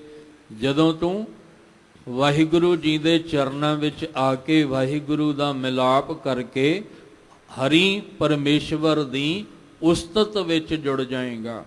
ਸੰਤ ਦਾ ਅਰਥ ਜਿਹੜਾ ਬਿਲਕੁਲ ਸ਼ਾਂਤ ਹੈ, ਜਿਹੜਾ ਦੁਨੀਆ ਦੇ ਹਰ ਪ੍ਰਕਾਰ ਦੇ ਰੋਗ ਤੋਂ ਰਹਿਤ ਹੈ, ਜਿਹਦੇ ਅੰਦਰ ਕੋਈ ਚਿੰਤਾ ਨਹੀਂ, ਕਿਸੇ ਪ੍ਰਕਾਰ ਦਾ ਵੀ ਦੁੱਖ ਝੋਰਾ ਨਹੀਂ ਹੈ, ਜਾਂ ਜਿਹਦੇ ਉੱਤੇ ਮਾਇਆ, ਜਿਹਦੇ ਅੰਦਰ ਮਾਇਆ ਦੀ ਧੋ ਨਹੀਂ ਬਣੀ ਹੋਈ। ਸਾਰਾ ਸੰਸਾਰ ਮਾਇਆ ਦੀ ਧੋ ਵਿੱਚ ਰੋਗੀ ਹੋਇਆ ਪਿਆ, ਪਰ ਜੇ ਰੋਗ ਤੋਂ ਰਹਿਤ ਕੋਈ ਹੈ ਤੇ ਉਹ ਇੱਕੋ ਹੀ ਹੈ, ਉਹ ਹੈ ਸੰਤ ਸੁਭਾਅ ਮੇਰੇ ਸਤਿਗੁਰੂ ਪਾਤਸ਼ਾਹ। ਜੋ ਜੋ ਦੀਸੈ ਸੋ ਸੋ ਰੋਗੀ, ਰੋਗ ਰਹਿਤ ਮੇਰਾ ਸਤਿਗੁਰ ਜੋਗੀ। ਉਹ ਸੰਤ ਸ਼ਾਂਤ ਸੁਭਾਅ ਵਾਲਾ ਹੈ। ਕਹਿੰਦੇ ਜਦੋਂ ਭੇਟੈ, ਭੇਟੇ ਦਾ ਅਰਥ ਹੁੰਦਾ ਮਿਲਾਪ। ਜਦੋਂ ਤੁਸੀਂ ਸਮਰੱਥ ਗੁਰੂ ਨੂੰ ਮਿਲੋਗੇ ਤਾਂ ਸਮਰੱਥ ਗੁਰੂ ਨੂੰ ਮਿਲ ਕੇ ਹਰ ਸੋਏ ਤੁਹਾਨੂੰ ਉਸ ਹਰੀ ਦੀ ਸ਼ੋਭਾ ਕਰਨ ਵਾਸਤੇ ਮਿਲੇਗੀ, ਤੁਹਾਨੂੰ ਹਰੀ ਦੀ ਵਡਿਆਈ ਕਰਨ ਵਾਸਤੇ। ਕਿਉਂਕਿ ਜਿਸ ਗੁਰੂ ਨੂੰ ਅਸੀਂ ਮਿਲਣਾ ਜਾਂ ਮਿਲ ਰਹੇ ਹਾਂ, ਉਹ ਗੁਰੂ ਸਾਹਿਬ ਆਪਣੀ ਵਡਿਆਈ ਨਹੀਂ ਕਰਾਉਂਦੇ, ਉਹ ਆਪਣੀ ਸ਼ੋਭਾ ਨਹੀਂ ਕਰਾਉਂਦੇ। ਗੁਰੂ ਨਾਨਕ ਸਾਹਿਬ ਜੀ ਨੇ ਬਾਬੇ ਤਾਰੇ 4 ਚੱਕ 9 ਖੰਡ ਪ੍ਰਿਥਵੀ ਸੱਚਾ ਢੋਆ, ਤੇ ਜਦੋਂ ਬਾਬੇ ਨਾਨਕ ਨੇ ਚਾਰੇ ਦਿਸ਼ਾਵਾਂ ਦਾ ਭਰਮਣ ਕੀਤਾ, ਤੇ ਕਿਹੜਾ ਐਸਾ ਸ਼ਹਿਰ ਹੈ, ਕਿਹੜਾ ਐਸਾ ਇਲਾਕਾ ਹੈ ਜਿੱਥੇ ਗੁਰੂ ਨਾਨਕ ਸਾਹਿਬ ਜੀ ਨੇ ਆਪਣੀ ਸ਼ੋਭਾ ਕਰਾਈ ਹੋਵੇ, ਜਿੱਥੇ ਗੁਰੂ ਨਾਨਕ ਸਾਹਿਬ ਨੇ ਆਪਣੇ ਮੂੰਹੋਂ ਆਪਣੀ ਵਡਿਆਈ ਕਰਵਾਈ ਹੋਵੇ। ਕੋਈ ਐਸਾ ਸ਼ਹਿਰ ਨਹੀਂ ਮਿਲੇਗਾ, ਕੋਈ ਐਸਾ ਇਲਾਕਾ ਨਹੀਂ ਮਿਲੇਗਾ, ਕੋਈ ਐਸਾ ਧਰਮ ਵਰਨ ਵਿੱਚ ਪ੍ਰਾਣੀ ਨਹੀਂ ਮਿਲੇਗਾ ਜਿਹੜਾ ਇਹ ਕਵੇ ਕਿ ਸਾਡੇ ਇਲਾਕੇ ਵਿੱਚ ਆ ਕੇ ਗੁਰੂ ਨਾਨਕ ਸਾਹਿਬ ਨੇ ਆਪਣੇ ਮੂੰਹੋਂ ਆਪਣੀ ਵਡਿਆਈ ਕਰਾਈ ਹੈ। ਗੁਰੂ ਨਾਨਕ ਸਾਹਿਬ ਜੀ ਨੇ ਇੱਕੋ ਹੀ ਹੋਕਾ ਦਿੱਤਾ ਹੈ ਕਿ ਕਰਤੇ ਦੀਆਂ ਵਡਿਆਈਆਂ ਵਿੱਚ ਜੁੜੋ, ਵੱਡੇ ਦੀਆਂ ਵਡਿਆਈਆਂ ਵਿੱਚ ਜੁੜੋ, ਉਸ ਅਕਾਲ ਪੁਰਖ ਦੀ ਵਡਿਆਈ ਵਿੱਚ ਜੁੜੋ। ਆਉਣ ਵਾਲੇ ਸਮੇਂ ਦੇ ਵਿੱਚ ਆਪਾਂ ਇਸ ਗੱਲ ਨੂੰ ਸਮਝਣਾ ਵੀ ਹੈ ਕਿ ਜੇ ਗੁਰੂ ਸਾਹਿਬ ਨੇ ਕਿਹਾ ਜੁੜਨਾ ਹੈ ਤਾਂ ਉਹਦੇ ਅੱਗੇ ਜੁੜੋ ਜਿਹੜਾ ਸਭ ਤੋਂ ਵੱਡਾ ਹੈ, ਜਿਸ ਤੋਂ ਵੱਡਾ ਦੁਨੀਆ 'ਚ ਕੋਈ ਵੀ ਨਹੀਂ। ਹਰ ਜੇਠ ਜੁੜਨ ਦਾ ਲੋੜੀ ਹੈ, ਜਿਸ ਅੱਗੇ ਸਭ ਨਿਵੰਨ। ਸਾਨੂੰ ਗੁਰੂ ਸਾਹਿਬ ਨੇ ਅਕਾਲ ਪੁਰਖ ਦੀ ਉਸਤਤ ਵਿੱਚ ਜੋੜਿਆ, ਪਰਮੇਸ਼ਵਰ ਦੀ ਉਸਤਤ ਵਿੱਚ ਜੋੜਿਆ, ਆਪਣੀ ਨਹੀਂ। ਹਾਂ, ਹਰੀ ਦੀ ਸ਼ੋਭਾ ਤਾਂ ਹੋਏਗੀ ਜੇ ਸਾਨੂੰ ਸੰਤ ਰੂਪ ਗੁਰੂ ਮਿਲੇਗਾ। ਗੁਰੂ ਦੇ ਮਿਲਾਪ ਵਿੱਚ ਹੀ ਸਾਡਾ ਕਾਰਜ ਰਾਸ ਹੋਣਾ ਹੈ। ਫਿਰ ਬੇਨਤੀ ਨੂੰ ਸਮਝ ਕੇ ਚੱਲਣਾ। ਜਿਨ੍ਹਾਂ ਅੰਦਰ ਪ੍ਰੇਮ ਦੀ ਅਣਹੋਂਦ ਹੈ, ਜਿਨ੍ਹਾਂ ਅੰਦਰ ਪ੍ਰਭੂ ਨੂੰ ਮਿਲਣ ਲਈ ਹਜੇ ਪ੍ਰੇਮ ਪੈਦਾ ਨਹੀਂ ਹੋਇਆ, ਉਹ ਵਿਛੜੀਆਂ ਹੋਈਆਂ ਜੀਵ ਇਸਤਰੀਆਂ ਨੂੰ ਮਿਲਾਪ ਕਿਵੇਂ ਮਿਲੇਗਾ? ਤੇ ਗੁਰੂ ਸਾਹਿਬ ਕੀ ਕਰਦੇ ਆ? ਗੁਰੂ ਸਾਹਿਬ ਸਾਡੇ ਅੰਦਰ ਪ੍ਰੇਮ ਦੀ ਹੋਂਦ ਪੈਦਾ ਕਰਦੇ ਆ ਕਿ ਤੂੰ ਉਸ ਮਾਲਕ ਦੇ ਨਾਲ ਪ੍ਰੇਮ ਪਾ, ਕਿਉਂਕਿ ਸਾਚ ਕਹੋ ਸੁਨ ਲਿਓ ਸਭੈ, ਜਿਨ ਪ੍ਰੇਮ ਕੀਓ ਤਿਨ ਹੀ ਪ੍ਰਭ ਪਾਇਓ। ਜਾਂ ਮਾਰੇ ਕਹਿੰਦੇ ਜਾਓ ਤੋ ਪ੍ਰੇਮ ਖਿਲਨ ਕਾ ਚਾਓ, ਸਿਰ ਧਰ ਤਲੀ ਗਲੀ ਮੇਰੀ ਆਓ, ਇਤ ਮਾਰਗ ਪੈਰ ਧਰੀਜੈ, ਸਿਰ ਦੀਜੈ ਕਾਣ ਨਾ ਕੀਜੈ। ਗੁਰੂ ਸਾਹਿਬ ਕਹਿੰਦੇ ਆ ਤੈਨੂੰ ਮੈਂ ਉਸ ਪਿਆਰੇ ਦੀ ਉਸਤਤ ਵਿੱਚ ਜੋੜ ਦਿਆਂ। ਜਦੋਂ ਤੂੰ ਉਹਦੀ ਉਸਤਤ ਵਿੱਚ ਜੁੜੇਗਾ, ਹੋਵੇ ਸਿਫਤ ਖਸਮ ਦੀ। ਹੁਣ ਇੱਥੇ ਗੱਲ ਖਸਮ ਦੀ ਕੀਤੀ ਹੈ, ਪਰ ਕਿਹਦੇ ਰਾਹੀਂ? ਗੁਰੂ ਦੇ ਰਾਹੀਂ। ਹੋਵੇ ਸਿਫਤ ਖਸਮ ਦੀ, ਨੂਰ ਅਰਸ਼ੋਂ ਕੁਰਸ਼ੋਂ ਝੱਟੀਐ, ਤੁਧ ਡਿਠੈ ਸੱਚੇ ਪਾਤਸ਼ਾਹ ਮਲ ਜਨਮ ਦੀ ਕੱਟੀਐ। ਇਸ ਲਈ ਸਾਹਿਬ ਕਹਿੰਦੇ ਵੈਸਾਖ ਤੇਰੇ ਲਈ ਸੁਹਾਵਣਾ ਹੋ ਜਾਏਗਾ, ਤੇਰੇ ਲਈ ਇਹ ਆਨੰਦਮਈ ਹੋ ਜਾਏਗਾ, ਤੇਰੀ ਜ਼ਿੰਦਗੀ ਵਿੱਚ ਖੁਸ਼ਹਾਲੀ ਹਰਿਆਵਲੀ ਆ ਜਾਏਗੀ ਜੇ ਤੂੰ ਪੂਰੇ ਗੁਰੂ ਦੇ ਮਿਲਾਪ ਵਿੱਚ ਉਸ ਅਕਾਲ ਪੁਰਖ ਦੀ ਉਸਤਤ ਵਿੱਚ ਜੁੜ ਜਾਏ, ਉਹਦੀ ਵਡਿਆਈ ਵਿੱਚ ਜੁੜ ਜਾਏ। ਤੂੰ ਕਰਤੇ ਦੇ ਗੁਣ ਜੇ ਉਸ ਮਾਲਕ ਦੇ ਗੁਣ ਜੇ ਤੂੰ ਗਾਵਣ ਲੱਗ ਜਾਏ ਤਾਂ ਵੈਸਾਖ ਸੁਹਾਵਾ ਤਾਂ ਲੱਗੈ। ਆ ਸਮਾਂ ਤੇਰੇ ਲਈ ਸੁਹਾਵਣਾ ਤਾਂ ਹੋ ਸਕਦਾ ਹੈ ਜਿੱਥੇ ਧੰਨ ਗੁਰੂ ਅਰਜਨ ਦੇਵ ਮਹਾਰਾਜ ਪਾਤਸ਼ਾਹ ਜੀ ਨੇ 12 ਮਾਹਾਂ ਦੇ ਮੁਤਾਬਕ 12 ਮਹੀਨਿਆਂ ਦੇ ਮੁਤਾਬਕ ਸਾਨੂੰ ਇਹ ਵੈਸਾਖ ਦਾ ਸ਼ਬਦ ਬਖਸ਼ ਕੇ ਸਮਝਾਉਣ ਦਾ ਯਤਨ ਕੀਤਾ ਕਿ ਤੁਹਾਡਾ ਵਿਛੋੜਾ ਮੁੱਕ ਸਕਦਾ ਹੈ, ਤੁਸੀਂ ਪਰਮੇਸ਼ਵਰ ਦੇ ਗੁਣ ਗਾਇਆ ਕਰੋ, ਉਹਨੂੰ ਵਿਸਾਰ ਕੇ ਇਸ ਝੂਠੇ ਧੰਦਿਆਂ ਦੇ ਮੋਹ ਵਿੱਚ ਫਸ ਕੇ ਨਾ ਚੱਲੋ। ਝੂਠੇ ਧੰਦਿਆਂ ਦਾ ਤਿਆਗ ਕਰਕੇ ਸੱਚੇ ਨਾਮ ਦੀ ਕਮਾਈ, ਸੱਚੇ ਨਾਮ ਦਾ ਅਭਿਆਸ ਕਰੋ। ਵਾਹਿਗੁਰੂ ਜੀ ਦੇ ਚਰਨਾਂ ਵਿੱਚ ਆਪਣੀ ਸੁਰਤ ਨੂੰ ਜੋੜੋਗੇ ਤਾਂ ਆਉਣ ਵਾਲਾ ਸਮਾਂ ਤੁਹਾਡੇ ਲਈ ਸੁਹਾਵਣਾ ਹੋ ਜਾਏਗਾ। ਆਗੈ ਸੁਖ ਮੇਰੇ ਮੀਤਾ, ਪਾਛੇ ਆਨੰਦ ਪ੍ਰਭ ਕੀਤਾ, ਪਰਮੇਸ਼ਰ ਬਣਤ ਬਣਾਈ, ਫਿਰ ਡੋਲਤ ਕਤਹੂ ਨਾਹੀ। ਜਿੱਥੇ ਅੱਜ ਵਿਸਾਖ ਦੇ ਇਸ ਪਾਵਨ ਸ਼ਬਦ ਨੂੰ ਸਮਝਿਆ, ਉੱਥੇ ਅੱਜ ਖਾਲਸਾ ਪ੍ਰਗਟ ਦਿਵਸ ਵੀ ਹੈ।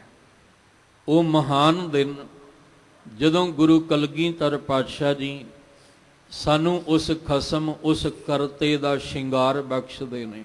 ਇਹ ਸਾਡੇ ਸੁਹਾਗ ਦੀਆਂ ਨਿਸ਼ਾਨੀਆਂ ਨੇ। ਇਹਨੂੰ ਪਹਿਨ ਕੇ ਅਸੀਂ ਸੁਹਾਗ ਵਾਲੇ ਹੋ ਜਾਂਦੇ ਹਾਂ। ਦੂਰੋਂ ਵੇਖ ਕੇ ਬੰਦਾ ਕਹਿ ਸਕਦਾ ਵੀ ਇਹ ਸੁਹਾਗਣ ਹੈ, ਕਿਉਂਕਿ ਇਹਨੇ ਸੁਹਾਗ ਦੀ ਨਿਸ਼ਾਨੀ ਪਹਿਨੀ ਹੋਈ ਹੈ।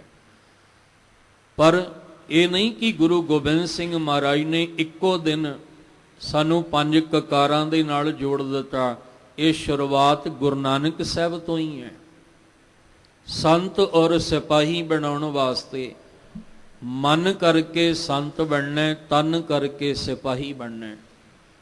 ਅੰਦਰੋਂ ਵੀ ਯੋਧਾ ਬਣਨਾ, ਬਾਹਰੋਂ ਵੀ ਯੋਧਾ ਬਣਨਾ। ਪਰ ਸ਼ੁਰੂਆਤ ਅੰਦਰੋਂ ਕੀਤੀ ਹੈ, ਬਾਹਰੋਂ ਨਹੀਂ। ਅਸੀਂ ਬਾਹਰੋਂ ਸ਼ੁਰੂਆਤ ਕਰਕੇ ਅੰਦਰ ਜਾਣਾ ਚਾਹੁੰਦੇ ਹਾਂ, ਫਿਰ ਗੜਬੜ ਹੋ ਜਾਂਦੀ ਹੈ, ਫਿਰ ਅਸੀਂ ਡਗਮਗਾ ਜਾਂਦੇ ਹਾਂ। ਜਦ ਕਿ ਅੰਦਰੋਂ ਸ਼ੁਰੂਆਤ ਕਰਕੇ ਬਾਹਰੀ ਜੀਵਨ ਅਸੀਂ ਬਣਾਉਣਾ ਹੈ। ਪਹਿਲੇ ਬਾਣੀ ਹੈ, ਫਿਰ ਬਾਣਾ ਹੈ। ਪਹਿਲੇ ਭਗਤੀ ਹੈ, ਫਿਰ ਭਗਤੀ ਦੀ ਸ਼ਕਤੀ ਹੈ। ਪਹਿਲੇ ਭਗਤੀ ਦਾ ਘਰ ਬਣਾਇਆ ਹਰਿਮੰਦਰ ਸਾਹਿਬ, ਦਰਬਾਰ ਸਾਹਿਬ, ਫਿਰ ਉਸੇ ਭਗਤੀ ਵਿੱਚੋਂ ਨਿਕਲਣ ਵਾਲੀ ਸ਼ਕਤੀ ਦਾ ਪ੍ਰਤੀਕ ਅਕਾਲ ਤਖਤ ਸਾਹਿਬ ਦੀ ਰਚਨਾ ਗੁਰੂ ਸਾਹਿਬ ਨੇ ਕੀਤੀ ਹੈ। ਅੰਮ੍ਰਿਤ ਜਿਹੜਾ ਖੰਡੇ ਬਾਟੇ ਦਾ, ਉਸ ਬਾਟੇ ਵਿੱਚ ਮਹਾਰਾਜ ਨੇ ਜੋ ਖੰਡਾ ਚਲਾ ਕੇ ਅੰਮ੍ਰਿਤ ਤਿਆਰ ਕੀਤਾ, ਉਹ ਪਾਣੀ ਚੋਂ ਨਹੀਂ ਕੀਤਾ, ਗੁਰਬਾਣੀ ਵਿੱਚੋਂ ਕੀਤਾ ਹੈ। ਅੰਮ੍ਰਿਤ ਦੇ ਵੈਸੇ ਅਰਥ ਜਿਹੜੇ ਆ ਉਹ ਗੁਰਬਾਣੀ ਦੇ ਵਿੱਚ ਕਈ ਪ੍ਰਕਾਰ ਦੇ ਆਏ ਆ। ਜਿਵੇਂ ਦੁੱਧ ਨੂੰ ਵੀ ਜਿਹੜਾ ਉਹ ਅੰਮ੍ਰਿਤ ਕਿਹਾ ਗਿਆ ਹੈ। ਗੁਰਬਾਣੀ ਦੇ ਮੁਤਾਬਕ ਦੁੱਧ ਨੂੰ ਵੀ ਅੰਮ੍ਰਿਤ ਮੰਨਿਆ ਹੈ। ਗੁਰਬਾਣੀ ਦੇ ਮੁਤਾਬਕ 36 ਪ੍ਰਕਾਰ ਦਾ ਜਿਹੜਾ ਭੋਜਨ ਹੈ ਉਹਨੂੰ ਵੀ ਅੰਮ੍ਰਿਤ ਹੀ ਮੰਨਿਆ ਗਿਆ ਹੈ। ਜੈ ਪ੍ਰਸਾਦ 36 ਅੰਮ੍ਰਿਤ ਖਾਏ। ਮਹਾਰਾਜ ਕਹਿੰਦੇ ਜਿਹਦੀ ਕਿਰਪਾ ਨਾਲ ਤੂੰ 36 ਪ੍ਰਕਾਰ ਦੇ ਅੰਮ੍ਰਿਤ ਭਾਵ ਭੋਜਨ ਖਾਂਦਾ ਹੈ। ਅੰਮ੍ਰਿਤ ਬਾਣੀ ਵੀ ਹੈ, ਅੰਮ੍ਰਿਤ ਨਾਮ ਵੀ ਹੈ। ਔਰ ਅੰਮ੍ਰਿਤ ਉਹ ਜਿਹੜਾ ਅੱਜ ਦੇ ਦਿਨ ਗੁਰੂ ਸਾਹਿਬ ਜੀ ਖੰਡੇ ਦੇ ਬਾਟੇ ਦੇ ਵਿੱਚ ਖੰਡਾ ਚਲਾ ਕੇ ਜਿਹੜਾ ਅੰਮ੍ਰਿਤ ਤਿਆਰ ਕਰਦੇ ਆ। ਪਰ ਇਹਦੀ ਸ਼ੁਰੂਆਤ ਜਾਂ ਇਹਦੀ ਤਿਆਰੀ ਪਹਿਲਾਂ ਹੀ ਮਹਾਰਾਜ ਨੇ ਕਰਵਾ ਕੇ ਆਖਣਾ ਕੀਤਾ ਕਿ ਅੰਮ੍ਰਿਤ ਪੀਵੋ ਸਦਾ ਚਿਰ ਜੀਵੋ। ਜੇ ਤੁਸੀਂ ਸਦਾ ਚਿਰ ਭਾਵ ਆਤਮਿਕ ਤਲ ਉਤੇ, ਇਨਸਾਨੀਅਤ ਦੇ ਤਲ ਉਤੇ, ਜੇ ਤੁਸੀਂ ਆਪਣੀ ਜ਼ਮੀਰ ਦੇ ਤਲ ਤੇ ਸਦਾ ਜਿਉਣਾ ਚਾਹੁੰਦੇ ਹੋ ਤਾਂ ਫਿਰ ਤੁਹਾਨੂੰ ਆ ਅੰਮ੍ਰਿਤ ਰਸ ਪੀਣਾ ਪਏਗਾ। ਕਿਉਂ? ਕਿਉਂਕਿ ਇਨਸਾਨੀਅਤ ਮਰਦੀ ਨਜ਼ਰ ਆ ਰਹੀ ਸੀ। ਇਨਸਾਨੀਅਤ ਮਨੁੱਖਤਾ ਸ਼ਰਮਸਾਰ ਹੁੰਦੀ ਨਜ਼ਰ ਆ ਰਹੀ ਸੀ। ਜ਼ਮੀਰਾਂ ਵਾਲੇ ਜਿਹੜੇ ਲੋਕ ਸੀ ਉਹ ਜ਼ਮੀਰਾਂ ਦੇ ਤਲ ਤੇ ਮੋਏ ਹੋਏ ਨਜ਼ਰ ਆ ਰਹੇ ਸਨ। ਔਰ ਉਸ ਵੇਲੇ ਜਿਹੜਾ ਸਮਾਂ ਹੈ ਮੁਗਲ ਸਰਕਾਰਾਂ ਦਾ ਸਮਾਂ, ਜਿਨ੍ਹਾਂ ਨੇ ਗੁਰੂ ਨਾਨਕ ਸਾਹਿਬ ਵੇਲੇ ਕਹਿਰ ਕਿਨੇ ਢਾਇਆ? ਬਾਬਰ ਆ ਕੇ ਕਹਿਰ ਢਾਉਂਦਾ। ਤਾਂ ਹੀ ਤੇ ਮਹਾਰਾਜ ਨੇ ਆਖਿਆ ਸੀ ਕਿ ਪਾਪ ਕੀ ਜੰਜ ਲੈ ਕਾਬਲੋਂ ਢਾਇਆ। ਇਹ ਕਾਬਲ ਤੋਂ ਪਾਪ ਦੀ ਜੰਜ ਲੈ ਕੇ ਆਇਆ, ਜਿਹਨੇ ਅਹਿਮਨਾਬਾਦ ਵਰਗੇ ਪੂਰੇ ਨਗਰ ਨੂੰ ਉਜਾੜ ਕੇ ਰੱਖ ਦਿੱਤਾ, ਜਿਹਨੇ ਕਿਸੇ ਦੀ ਧੀ ਭੈਣ ਦਾ ਵੀ ਲਿਹਾਜ਼ ਨਹੀਂ ਕੀਤਾ। ਤੇ ਗੁਰੂ ਨਾਨਕ ਸਾਹਿਬ ਤੋਂ ਗੁਰੂ ਗੋਬਿੰਦ ਸਿੰਘ ਪਾਤਸ਼ਾਹ ਦਾ ਸਮਾਂ ਵੇਖੋ ਕਿੰਨਾ ਜਿਹੜਾ ਉਹ ਇਹਨਾਂ ਮੁਗਲਾਂ ਨੇ ਕਹਿਰ ਢਾਇਆ ਹੈ। ਸਾਨੂੰ ਮਹਾਰਾਜ ਨੇ ਆਖਿਆ ਵੀ ਜੇ ਤੁਸੀਂ ਜਿਉਂਦੇ ਰਹਿਣਾ ਚਾਹੁੰਦੇ ਹੋ, ਜੇ ਆਪਣੀ ਜ਼ਮੀਰ ਨੂੰ ਜਿਉਂਦਾ ਰੱਖਣਾ ਚਾਹੁੰਦੇ ਹੋ, ਇਨਸਾਨੀਅਤ ਨੂੰ ਜਿਉਂਦਾ ਰੱਖਣਾ ਚਾਹੁੰਦੇ ਹੋ, ਤਾਂ ਫਿਰ ਜੇ ਤੁਸੀਂ ਕਰਤੇ ਦਾ ਮਿਲਾਪ ਚਾਹੁੰਦੇ ਹੋ ਫਿਰ ਤੁਹਾਨੂੰ ਅੰਮ੍ਰਿਤ ਪੀਣਾ ਹੀ ਪੈਣਾ ਹੈ। ਜੇ ਤੁਸੀਂ ਝੂਠੇ ਮਾਇਆ ਦੇ ਧੰਦੇ ਵਿੱਚੋਂ ਜਾਂ ਇਹਦੀ ਜ਼ਹਿਰ ਵਿੱਚੋਂ ਨਿਕਲਣਾ ਚਾਹੁੰਦੇ ਹੋ ਤਾਂ ਤੁਹਾਨੂੰ ਅੰਮ੍ਰਿਤ ਪੀਣਾ ਹੀ ਪੈਣਾ ਹੈ। ਜਿੰਨਾ ਚਿਰ ਅੰਮ੍ਰਿਤ ਨਹੀਂ ਪੀਓਗੇ ਬਾਣੀ ਵਾਲਾ, ਉਨਾ ਚਿਰ ਤੁਹਾਡੇ ਮਨ ਨੂੰ ਸਕੂਨ ਨਹੀਂ ਜੇ ਮਿਲਣਾ। ਅੰਮ੍ਰਿਤ ਬਾਣੀ ਹਰ ਹਰ ਤੇਰੀ ਸੁਣ ਸੁਣ ਹੋਵੇ, ਪਰਮ ਗਤ ਮੇਰੀ ਜਲਨ 부ਜੀ, ਸ਼ੀਤਲ ਹੋਏ ਮਨੁਆ ਸਤਿਗੁਰ ਕਾ ਦਰਸ਼ਨ ਪਾਈ ਜਿਓ।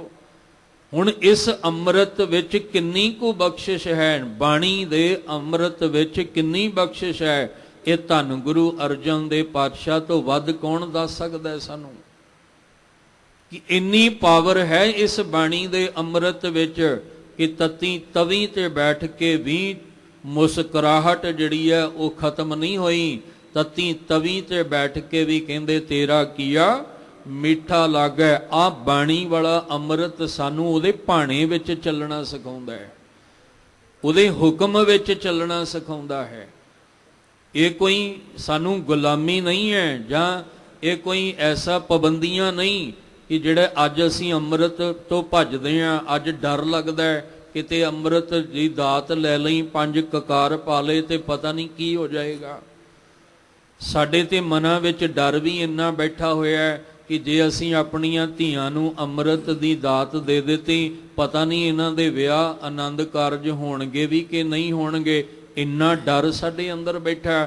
ਤੇ ਕਿ ਗੁਰੂ ਗੋਬਿੰਦ ਸਿੰਘ ਮਹਾਰਾਜ ਨੂੰ ਪਤਾ ਨਹੀਂ ਸੀ ਕਿ ਜਿਹੜਾ ਇਹ ਅੰਮ੍ਰਿਤ ਦਾ ਬਾਟਾ ਤਿਆਰ ਕਰ ਰਿਹਾ, ਇਹ ਮੇਰੀਆਂ ਧੀਆਂ ਨੇ ਵੀ ਪੀਣਾ ਹੈ, ਤੇ ਜਿਹੜੀਆਂ ਧੀਆਂ ਪੀਣਗੀਆਂ ਉਹਨਾਂ ਦੇ ਮਨਾਂ ਵਿੱਚ ਇਹ ਖੌਫ ਨਾ ਰਹਿ ਜਾਏ ਕਿ ਪਤਾ ਨਹੀਂ ਸਾਡੇ ਵਿਵਾਹ ਆਨੰਦ ਕਾਰਜ ਹੋਣਗੇ ਵੀ ਕਿ ਨਹੀਂ ਹੋਣਗੇ। ਬਹੁਤ ਪਰਿਵਾਰ ਐਸੇ ਆ ਜਿਹੜੇ ਮਿਲਦੇ ਨੇ, ਉਹ ਕਹਿੰਦੇ ਅਸੀਂ ਆਪਣੇ ਬੱਚੇ ਵਾਸਤੇ ਧੀ ਦੇਖ ਰਹੇ ਹਾਂ, ਪਰ ਹੋਵੇ ਜਿਹੜੀ ਬਾਣੇ ਤੇ ਬਾਣੀ ਦੇ ਰੰਗ ਵਿੱਚ ਰੰਗੀ ਹੋਵੇ। ਪਰ ਉਹ ਕਹਿੰਦੇ ਅਫਸੋਸ ਹੈ ਕਿ ਸਾਨੂੰ ਬਾਣੇ ਤੇ ਬਾਣੀ ਦੇ ਰੰਗ ਦੇ ਵਿੱਚ ਰੰਗਣ ਵਾਲੇ ਬਹੁਤ ਘੱਟ ਜੀਵਨ ਮਿਲਦੇ ਆ। ਪਰ ਅਸੀਂ ਸੋਚੀ ਬੈਠੇ ਹਾਂ ਵੀ ਪਤਾ ਨਹੀਂ ਸਾਡੇ ਧੀ ਨਾਲ ਕੋਈ ਵਿਆਹ ਕਰੇਗਾ ਕਿ ਨਹੀਂ ਕਰੇਗਾ। ਅਸੀਂ ਹਜੇ ਝੂਠੇ ਧੰਦਿਆਂ ਦੇ ਮੋਹ ਵਿੱਚ ਫਸੇ ਹੋਏ ਹਾਂ, ਜਿਸ ਕਰਕੇ ਇਹੋ ਜਿਹੇ ਖਿਆਲਾਤ ਸਾਡੇ ਅੰਦਰ ਪੈਦਾ ਹੁੰਦੇ ਨੇ। ਗੁਰੂ ਸਾਹਿਬ ਮਹਾਰਾਜ ਤਵੀ ਤੇ ਬੈਠ ਕੇ ਦੱਸਦੇ ਆ ਇਹਦੇ ਵਿੱਚ ਕਿੰਨੀ ਪਾਵਰ ਹੈ, ਇਹਦੇ ਇਸ ਅੰਮ੍ਰਿਤ ਵਿੱਚ ਕਿੰਨੀ ਕੁ ਤਾਕਤ ਹੈ, ਔਰ ਇਹ ਉਸ ਮਾਲਕ ਦੇ ਭਾਣੇ ਦੇ ਵਿੱਚ ਕਿਵੇਂ ਚੱਲਣ ਲਈ ਇਹ ਤਾਕਤ, ਇਹ ਪਾਵਰ ਸਾਡੇ ਕੰਮ ਆਉਂਦੀ ਹੈ। ਗੁਰੂ ਹਰਗੋਬਿੰਦ ਸਾਹਿਬ ਮਹਾਰਾਜ ਨੇ ਆਖਿਆ, ਜੇ ਬਾਣੀ ਦੀ ਕਮਾਈ ਹੋ ਗਈ ਹੈ ਤੇ ਆਓ ਹੁਣ ਆਪਾਂ ਬਾਣੀ ਨੂੰ ਵੀ ਕਮਾ ਲਈਏ। ਹੁਣ ਬਾਣੀ ਦੇ ਅਭਿਆਸ ਦੇ ਨਾਲ ਨਾਲ ਸ਼ਸਤਰ ਅਭਿਆਸ ਵੀ ਜ਼ਰੂਰੀ ਹੈ। ਕੇਵਲ ਹੱਥ ਦੇ ਵਿੱਚ ਮਾਲਾ ਪਕੜ ਕੇ ਬੈਠਣਾ ਨਹੀਂ ਸਿਖਾਇਆ। ਮਹਾਰਾਜ ਕਹਿੰਦੇ ਇਹ ਮਾਲਾ ਹੱਥ ਦੀ ਨਹੀਂ, ਇਹ ਤੇਰੀ ਰਸਨਾ ਦੀ ਬਣ ਜਾਏ। ਕਬੀਰ ਮੇਰੀ ਸਿਮਰਨੀ ਰਸਨਾ ਉਪਰ ਰਾਮ। ਹੁਣ ਇਹਨੂੰ ਤੂੰ ਅੰਦਰ ਇਸ ਤਰ੍ਹਾਂ ਕਮਾ ਕਿ ਤੇਰੀ ਸਿਮਰਨੀ ਰਸਨਾ ਉਪਰ ਰਾਮ ਬਣ ਜਾਏ। ਹੁਣ ਤੂੰ ਹੱਥਾਂ ਦੇ ਵਿੱਚ ਸ਼ਸਤਰ ਪਕੜਨੇ ਆ। ਹੁਣ ਤੂੰ ਸ਼ਸਤਰ ਪਕੜ ਕੇ ਸ਼ਸਤਰ ਅਭਿਆਸੀ ਬਣਨਾ ਹੈ, ਤਾਂ ਕਿ ਕੱਲ ਕਿਸੇ ਤੇ ਜ਼ੁਲਮ ਹੋ ਰਿਹਾ ਹੋਵੇ, ਕਿਸੇ ਤੇ ਅਤਿਆਚਾਰ ਹੋ ਰਿਹਾ ਹੋਵੇ, ਜਾਂ ਕਿਸੇ ਦੀ ਧੀ ਭੈਣ ਦੀ ਕੋਈ ਪੱਤ ਲੁੱਟਦਾ ਹੋਵੇ, ਤਾਂ ਉਸ ਵੇਲੇ ਤੂੰ ਸ਼ਸਤਰ ਧਾਰੀ ਹੋ ਕੇ ਉਹਦੀ ਆਪਣੀ ਧੀ ਭੈਣ ਸਮਝਦਿਆਂ ਹੋਇਆਂ ਤੂੰ ਉਹਦੀ ਪੱਤ ਨੂੰ ਬਚਾਉਣਾ ਹੈ। ਤੂੰ ਜ਼ੁਲਮ ਜਿਹੜੇ ਕਰ ਰਹੇ ਨੇ ਜ਼ਾਲਮ, ਉਹਨਾਂ ਜ਼ਾਲਮਾਂ ਤੋਂ ਤੂੰ ਉਹਨਾਂ ਜਿਹੜੇ ਗਰੀਬ ਨੇ ਉਹਨਾਂ ਨੂੰ ਬਚਾਉਣਾ ਹੈ। ਅੱਗੇ ਵੀ ਜ਼ਿਕਰ ਕੀਤਾ ਸੀ, ਮਹਾਰਾਜ ਨੇ ਸ਼ਸਤਰ ਜੇ ਸਾਨੂੰ ਦਿੱਤੇ ਨੇ ਤੇ ਜਰ ਜੋਰੂ ਜ਼ਮੀਨ ਵਾਸਤੇ ਨਹੀਂ ਦਿੱਤੇ। ਜੇ ਮਹਾਰਾਜ ਨੇ ਸਾਨੂੰ ਸੂਰਮਾ ਬਣਾਇਆ ਤੇ ਮਾਣ ਨਾਲ ਕਿਹਾ ਸੀ, 1.25 ਲੱਖ ਸੇ ਏਕ ਲੜਾਊਂ ਤਵੈ ਗੋਬਿੰਦ ਸਿੰਘ ਨਾਮ ਕਹਾਊਂ। ਜੇ ਮਾਣ ਨਾਲ ਕਿਹਾ ਸੀ ਤੇ ਕਿ ਇਹ ਨਹੀਂ ਸੀ ਕਿ ਮੇਰੇ ਸਿੱਖ ਜਿਹੜੇ ਆ ਜਰ ਜੋਰੂ ਜ਼ਮੀਨ ਪਿੱਛੇ ਲੜਦੇ ਫਿਰਨ। ਜਰ ਜੋਰੂ ਜ਼ਮੀਨ ਪਿੱਛੇ ਪਹਿਲਾਂ ਬੜੇ ਯੁੱਧ ਹੋ ਚੁੱਕੇ ਆ, ਮਹਾਭਾਰਤ ਹੋ ਚੁੱਕਾ ਹੈ। ਪਰ ਇਹ ਉਹ ਗੁਰੂ ਸਾਹਿਬ ਕਹਿੰਦੇ ਮੈਂ ਸ਼ਸਤਰ ਧਾਰੀ ਬਣਾਉਣੇ ਆ, ਜਿਹੜੇ ਸੂਰਾ ਸੋ ਪਹਿਚਾਨੀਐ ਜੋ ਲੜੈ ਦੀਨ ਕੇ ਹੇਤ। ਅਸੀਂ ਦੀਨ ਦੀ ਖਾਤਰ ਲੜਨਾ ਸੀ। ਅਸੀਂ ਦੀਨ ਦਾ ਮਤਲਬ ਧਰਮ ਮਰਿਆਦਾ ਸੱਚ ਹੱਕ ਦੀ ਖਾਤਰ ਜੂਝਣਾ ਸੀ। ਫਿਰ ਉੱਥੇ ਭਾਵੇਂ ਸਾਡਾ ਬੰਦ ਕੱਟਿਆ ਜਾਂਦਾ।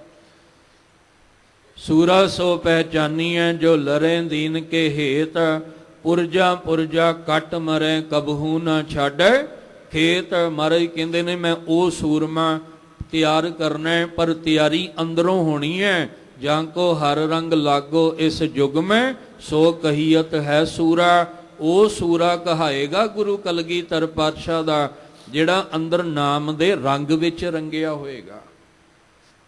ਸਤਿਗੁਰੂ ਮਹਾਰਾਜ ਸੱਚੇ ਪਾਤਸ਼ਾਹ ਗੁਰੂ ਤੇਗ ਬਹਾਦਰ ਸਾਹਿਬ ਮਹਾਰਾਜ ਜੀ ਤੱਕ ਜਦੋਂ ਔਰੰਗਜ਼ੇਬ ਦਾ ਕਹਿਰ ਇਹਨਾਂ ਕਸ਼ਮੀਰੀ ਪੰਡਤਾਂ ਤੇ ਢਹਿੰਦਾ, ਧਰਮ ਚਿੰਨ੍ਹ ਧਰਮ ਅਸਥਾਨ ਧਰਮ ਦੀਆਂ ਮੂਰਤੀਆਂ ਮਿਟਾਉਣ ਦੀਆਂ ਕੋਸ਼ਿਸ਼ਾਂ ਜ਼ੋਰਾਂ ਤੇ ਨੇ, ਉਦੋਂ ਗੁਰੂ ਤੇਗ ਬਹਾਦਰ ਸਾਹਿਬ ਮਹਾਰਾਜ ਜੀ ਫਿਰ ਇਹਨਾਂ ਦੀ ਬਾਂਹ ਜਿਹੜੀ ਆ ਉਹ ਪਕੜ ਕੇ ਇਹਨਾਂ ਨੂੰ ਹੌਸਲਾ ਦਿੰਦੇ ਆ ਵੀ ਚਿੰਤਾ ਨਾ ਕਰੋ, ਤੁਸੀਂ ਕੋਈ ਵੀ ਜ਼ਾਲਮ ਤੁਹਾਡੇ ਉੱਤੇ ਜ਼ੁਲਮ ਨਹੀਂ ਕਰ ਸਕਦਾ ਜਿੰਨਾ ਚਿਰ ਤੁਸੀਂ ਗੁਰੂ ਨਾਨਕ ਸਾਹਿਬ ਦੀ ਸ਼ਰਨ ਦੇ ਵਿੱਚ ਹੋ।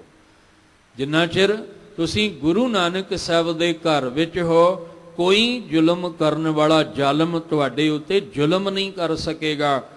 ਇਸ ਲਈ ਗੁਰੂ ਸਾਹਿਬ ਜੀ ਨੇ ਆਪਣੀ ਕੁਰਬਾਨੀ ਦਿੱਤੀ ਹੈ।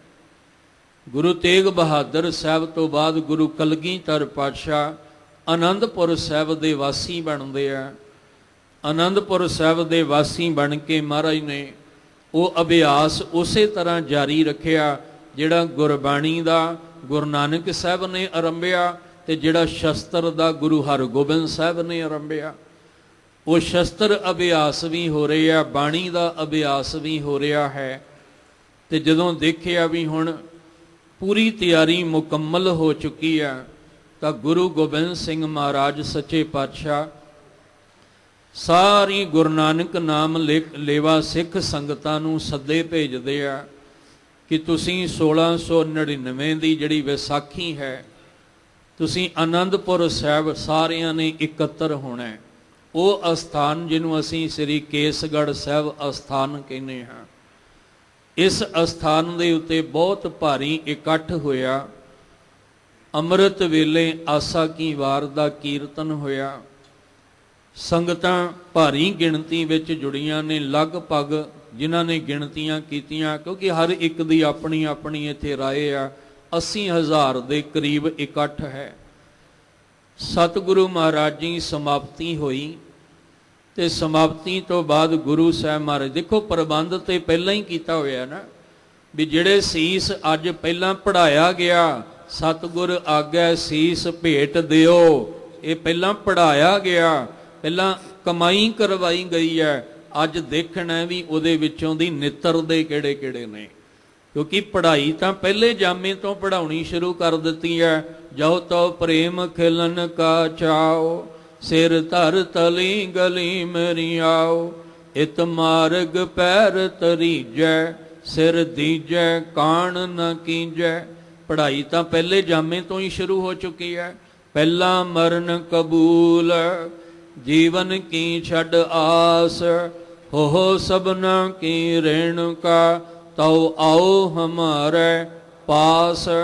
ਇੰਨਾ ਪ੍ਰੇਮ ਤੇਰੇ ਅੰਦਰ ਬਣ ਜਾਏ ਕਿ ਤੇਰੇ ਅੰਦਰੋਂ ਆਵਾਜ਼ ਆਏ ਕਿ ਕਰਵਟ ਭਲਾ ਨਾ ਕਰਵਟ ਤੇਰੀ, ਲਾਗ ਗਲੇ ਸੁਣ ਬੇਨਤੀ ਮੇਰੀ। ਕਿ ਮਾਲਕ ਜੀ ਸਿਰ ਤੇ ਆਰਾ ਚੱਲ ਜਾਏ ਕਬੂਲ ਕਰ ਲਾਂਗਾ, ਪਰ ਤੇਰਾ ਪਾਸਾ ਵੱਟਣਾ ਮੈਨੂੰ ਕਬੂਲ ਨਹੀਂ ਹੈ। ਇੰਨਾ ਪਿਆਰ ਹੋਣਾ ਚਾਹੀਦਾ ਤਾਂ ਸੀਸ ਭੇਟ ਹੋਣਾ, ਐਵੇਂ ਸੀਸ ਭੇਟ ਨਹੀਂ ਹੋ ਸਕਦਾ। ਅਸੀਂ ਉੱਤੋਂ ਕਹੀ ਜਾਈਏ ਸਾਡਾ ਗੁਰੂ ਨਾਲ ਬੜਾ ਪਿਆਰ ਹੈ, ਸਾਡਾ ਬੜਾ ਪਿਆਰ ਹੈ, ਤੇ ਜਦੋਂ ਗੱਲ ਆਉਂਦੀ ਹੈ ਅੰਮ੍ਰਿਤ ਦੀ ਤੇ ਉੱਥੇ ਪਤਾ ਲੱਗ ਜਾਂਦਾ ਕਿੰਨਾ ਕੁ ਪਿਆਰ ਹੈ। ਹੁਣ ਅਸੀਂ ਮੂੰਹੋਂ ਭਾਵੇਂ ਕਹੀ ਜਾਈਏ, ਪਰ ਭਾਈ ਸਤੀ ਦਾਸ, ਭਾਈ ਮਤੀ ਦਾਸ, ਭਾਈ ਦਿਆਲਾ ਜੀ ਨੇ ਇਹ ਸਾਬਤ ਕਰਕੇ ਦੱਸ ਦਿੱਤਾ, ਮਹਾਰਾਜ ਵਾਕਈ ਤੁਹਾਡੇ ਨਾਲ ਬੜਾ ਪਿਆਰ ਹੈ। ਅਸੀਂ ਤੁਹਾਡਾ ਮੁਖ ਫੇਰਨਾ ਬਰਦਾਸ਼ਤ ਨਹੀਂ ਕਰ ਸਕਦੇ, ਅਸੀਂ ਸਿਰ ਤੇ ਆਰਾ ਚਲਾਉਣਾ ਬਰਦਾਸ਼ਤ ਕਰ ਸਕਦੇ ਹਾਂ। ਅਸੀਂ ਉਬਲਦੇ ਪਾਣੀ ਵਿੱਚ ਬੈਠ ਕੇ ਉਸ ਉਬਲਦੇ ਪਾਣੀ ਦਾ ਸੇਕ ਬਰਦਾਸ਼ਤ ਕਰ ਸਕਦੇ ਹਾਂ, ਪਰ ਤੁਹਾਡਾ ਮੁਖ ਫੇਰਨਾ ਬਰਦਾਸ਼ਤ ਨਹੀਂ ਹੋਣਾ।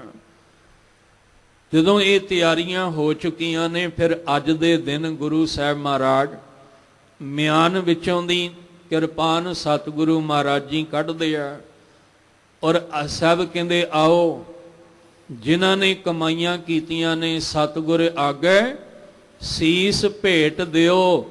ਅੱਜ ਉਹ ਸਾਬਤ ਕਰੋ ਕਿ ਤੁਸੀਂ ਸੀਸ ਭੇਟ ਕਰ ਸਕਦੇ ਹੋ। ਜੇ ਪੜ੍ਹਾਈ ਕੀਤੀ ਹੈ, ਜੇ ਕਮਾਈ ਕੀਤੀ ਹੈ, ਜੇ ਪੰਜ ਪਿਆਰੇ ਉੱਠੇ ਆ, ਤੇ ਇਹ ਨਹੀਂ ਵੀ ਅੱਜ ਪਹਿਲੀ ਵਾਰੀ ਆਏ ਆ, ਇਹ ਪਹਿਲਾਂ ਅੰਦਰੋਂ ਨਾਮ ਦੇ ਰੰਗ ਵਿੱਚ ਰੰਗੇ ਹੋਏ ਨੇ।